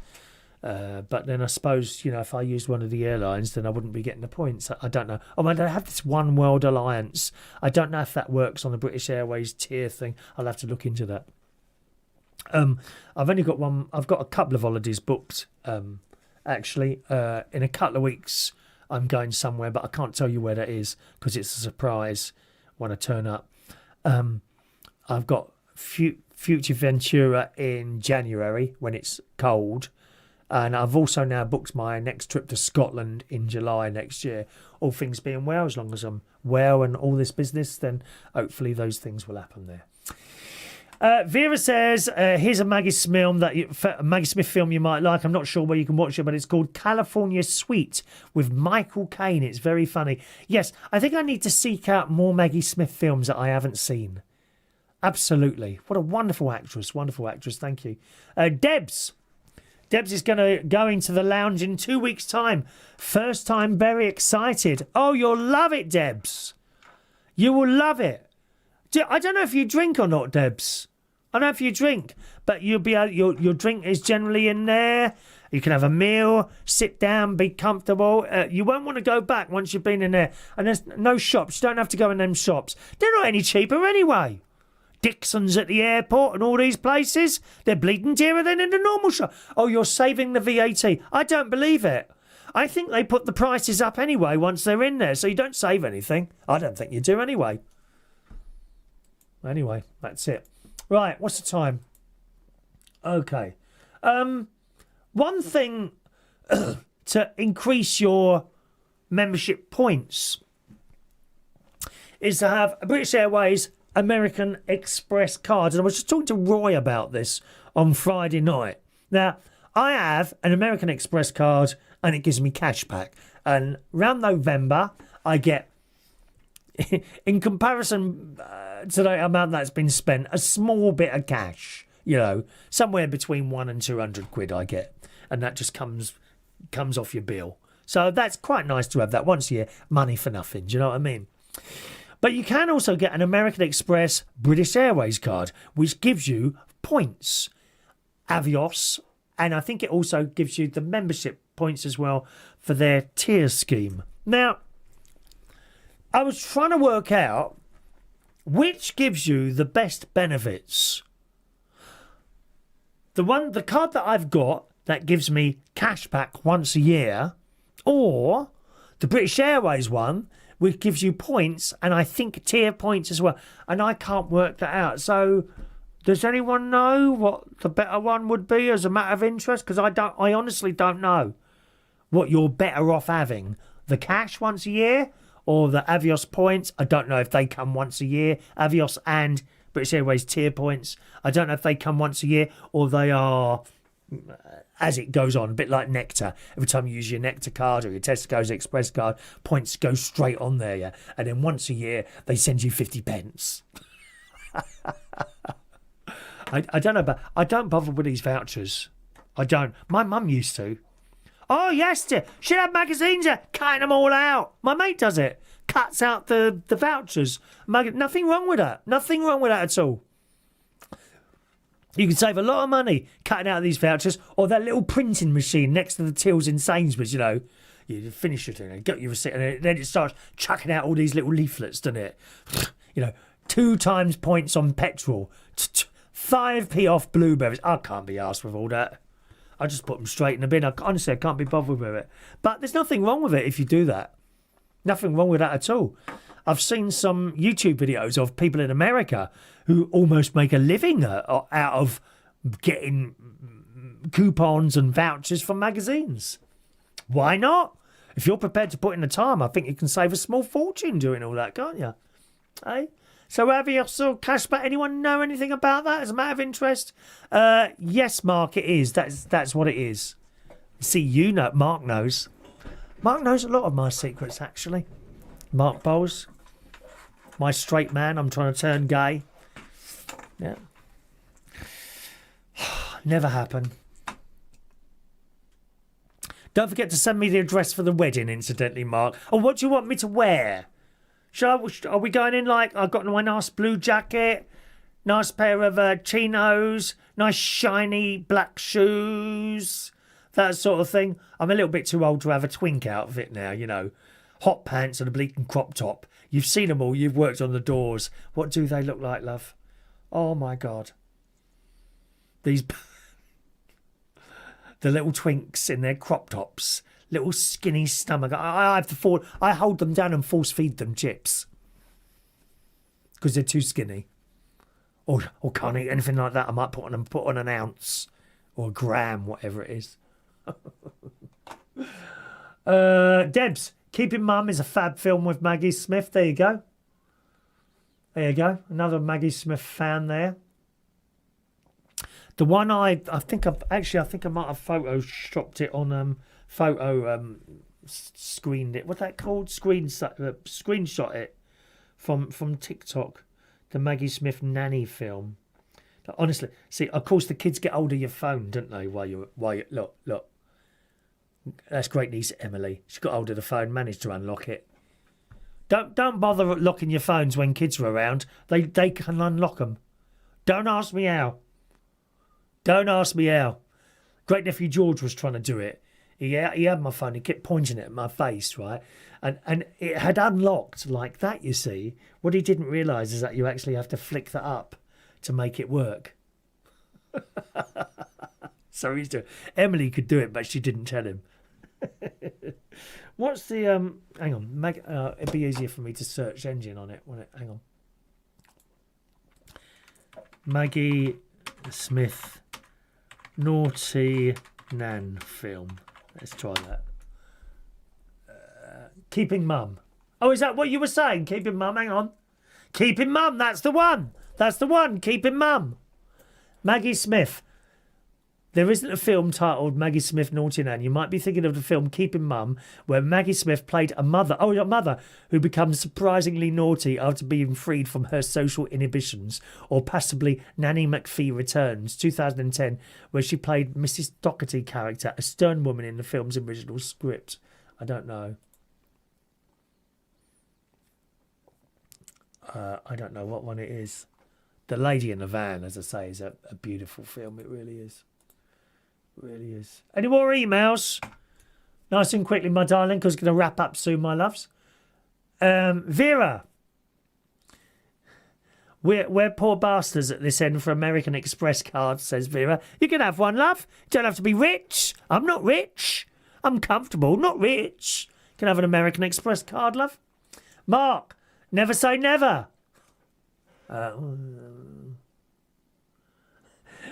Mark says, wear what you like to the wedding, but there will be blood spilt. I'm sure there will. All right. Told you about George and his golf balls for his birthday. Subscribers. 2 more stories for you.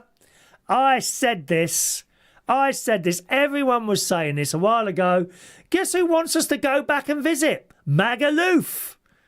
I think that's only for the young. Well, the only stories we get for that is for the young people. When I went to Ibiza in 1999, with my lodger at the time, Lewis, and we had a great time there, and we did that whole Ibiza town thing. We didn't. Oh, did we go to San Antonio? I can't remember now. I think I might have gone to San Antonio during the daytime. There's all these gorgeous straight lads on the beach with their tan bodies and all these girls with breasts hanging out all over the place. Made me feel quite sick, to be honest. What are you doing with her, love, when I'm walking along? And actually, the tour guide, I think she fancied me and my mate. She couldn't understand why we weren't chatting. Because he's gay and all. Anyway, so we spent most of the time in Ibiza Old Town, which was great. But we also got out a bit, and there is an older community out there of people that go out to these places. It's not all kids bonking everywhere and getting pissed. It's not. There are lovely parts to Ibiza. One of my friends actually lived out there for a while. She's trans. I'm going back here a good 25 years now, but she moved back because she said in winter, she said you cannot imagine how boring it is in the winter. She said there is nothing. Everything closes for the winter. So she came back in the end. She hated it. And she bought a nice place, a little bit of land, and all that stuff. But, it is what it is. Well, Magaluf, I'm assuming it's the same. There will be the area where the young people are all getting drunk and partying all night long. I suppose there's another part there. I've never been, so I don't know, where older people, maybe like me, would go to have a little bit of a chill out and, I don't know, just go walking and see it. Is there sights to see in Magaluf apart from the hot lads walking up and down that strip drunk? Well, they didn't want us for a while, did they? The Spanish were the same as well. No, don't want tourists here anymore. Destroying the place for the locals. Oh, look at this in the Star. Surprise, surprise. Magaluf locals say they miss Brits as holidaymakers dodge anti-tourism protests. They want us back. Did you miss the money? Oh dear. What a shame. I do understand it. They don't want the trash there. And God knows we've all seen trash on holiday. If you've been on one of those like Jet2 things or something like that, there are nice, decent people there, like you and me. And like plenty of others. There's also trash there who can't wait to get pissed before they get on the plane. Fighting on the plane, fighting in other people's countries. It's not on, is it? So I do get it. And that's what they mean by that, not wanting the tourists. Unfortunately, a few people spoil it for everyone else. Like in all sorts of things. Businesses in the Balearics, I would assume that would include Ibiza, I don't know, have suffered thanks to a huge drop-off in the numbers of young Brits heading to Magaluf, leading to losses up to 40% of their business. Young Brits are shunning traditional coming-of-age holiday resort Magaluf, with locals now declaring they miss English money. Well, of course you do. Business owners in the Spanish party town have begged UK holidaymakers to return after suffering losses of up to 40% from last year. The Majorca resort, famed for its cheap pints full of English breakfasts and iconic bars such as Lineker's, I don't know it. Is that something to do with that football bloke? Gary Lineker, I don't know, was the go-to destination for Brits' first holidays with pals and stag and hen parties, hot spots for the 18 to 30s to the 2000s and 2010s. So it kind of, I think it took over a bit from Ibiza, didn't it, Magaluf? And there's another place where my nephew went. Ayia Napa. That was another one. I don't know how that's doing. Anyway, it's known for young Brits letting their hair down and enjoying wild parties, cheap alcohol and shagging, to put it bluntly. Partygoers have been kicked in the Balearics after a wave of anti-tourism protests in recent years. Now they want us back. They miss the money. They miss the money. So, it's just how it is, isn't it? Just how it is. But now they want you to go back there. I don't know if any of you have been to Magaluf. I would imagine, Mark Bowles, you've been somewhere like that, Magaluf, have you? Like on a lad's holiday or something like that. Have you been there? Or what sort of... Have you been to one of those places? Does it still happen in Ibiza? I imagine Ibiza now is full of older people who possibly are trying to relive their youth. And let's be honest, we all do that. We all do that. Yeah. There's nothing wrong with it. I would imagine they're older there now, but still going to the clubs. Whether or not they're out till 8, 9, 10 in the morning now, I don't know. Deb's in Escanar. I went there, Debs. I went there. Escanar is supposed to be fabulous. Yes, I went there, and there was no young people around there. It was great, fairly laid back, and I sat. I've got a photo somewhere. What's the time? Oh, it's always difficult putting a photo in. Hang on a minute. Let's have a quick look. See if I can find it for you. Am I sitting on the beach there? God, how am I going to find this now? I know what album it's in. I'll have to take it off the Facebook. Oh, Dean, I got your picture there, Dean. You look the same. Dean, who's with us, who does the paranormal thing. You look the same, mate. Is that your man there? Or is that... No, is someone signing something? Dean, you look apart from this, the hair colour's changed a bit more silver. You look exactly the same. How old are you now, Dean? Because looking at that picture, you're not... Late 30s, very early, as in 40 or 41, are you? Blimey. You haven't changed at all, have you? I'm looking older now because I've lost the weight. You can't bloody win, can you? Let me see, Ibiza. Well, if I can find this picture quickly, because I've got to go up my mate's house.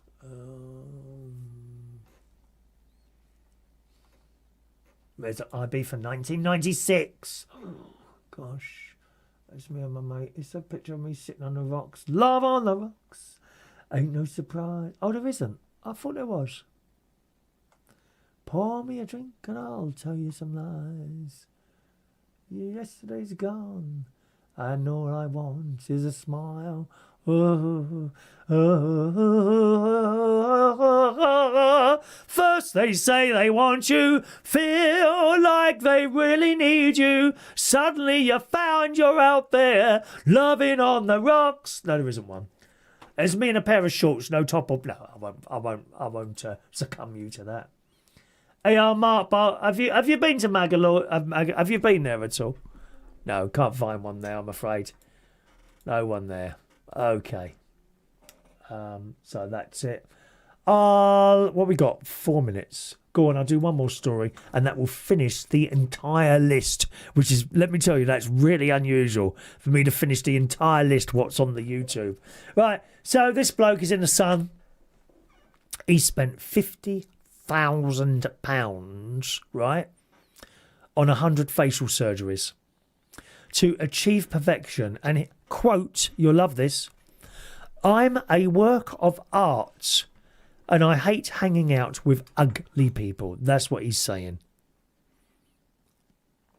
A self-styled hunk. It said hunk. Self-styled, right?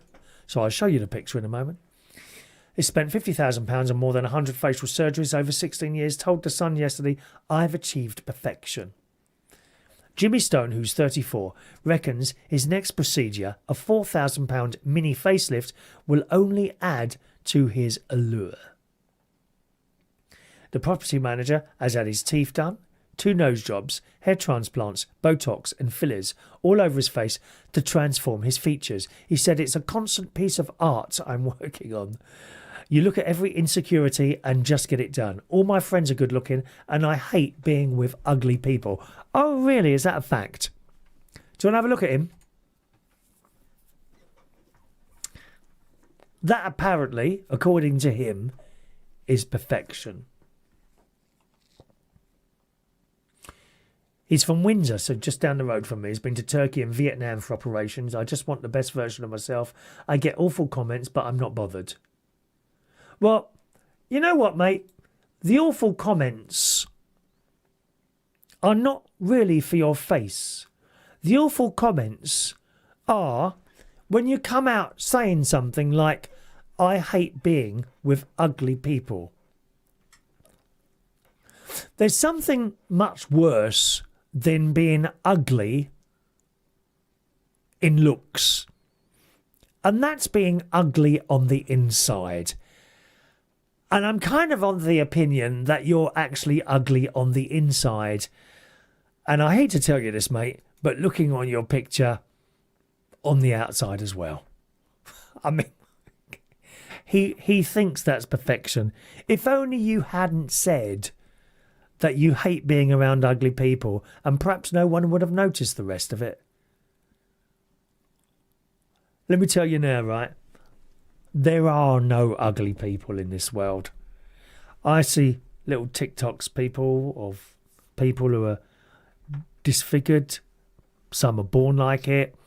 Some have terrible accidents and it changes how they look. There are no ugly people in this world. And there are certain no ugly... I've heard people say, oh, and an ugly baby. What a terrible thing to say. There are no ugly babies. There are no ugly people. Except when you say stuff like that. That is ugly on the inside, and that's much uglier than being ugly on the outside. All right, sunshine? Dear me, do me a favour. Mark says he looks like a waxwork. Don't hold a flame to his face, it will melt like a candle. I think it will. Jason, there we are. Empathy to him, or sympathy. Yeah, I think so, Jason, as well. And finally, Dean is 48. Gosh. Well, there's no way I'd put you at 48, Dean. You look exactly as you looked all those years ago. There is a photo of you on my Facebook. If you go through my photo albums, look for friends over the years, and you should find a photo of you in there somewhere, okay? Alrighty, time to go, boys and girls. Thank you very much for joining us on the show today. It's been a pleasure as always. I'll be with you tomorrow morning on the radio. Okay, you can watch on Twitch. There's the poster there, all the details that you need. Or you can just type into your song at reachonair.com, hit the play button, and I'll be with you there tomorrow morning from 9 o'clock in the morning. Right, if you fancy some more YouTube, just go over now, type into your YouTube search engine, Butler's Empire.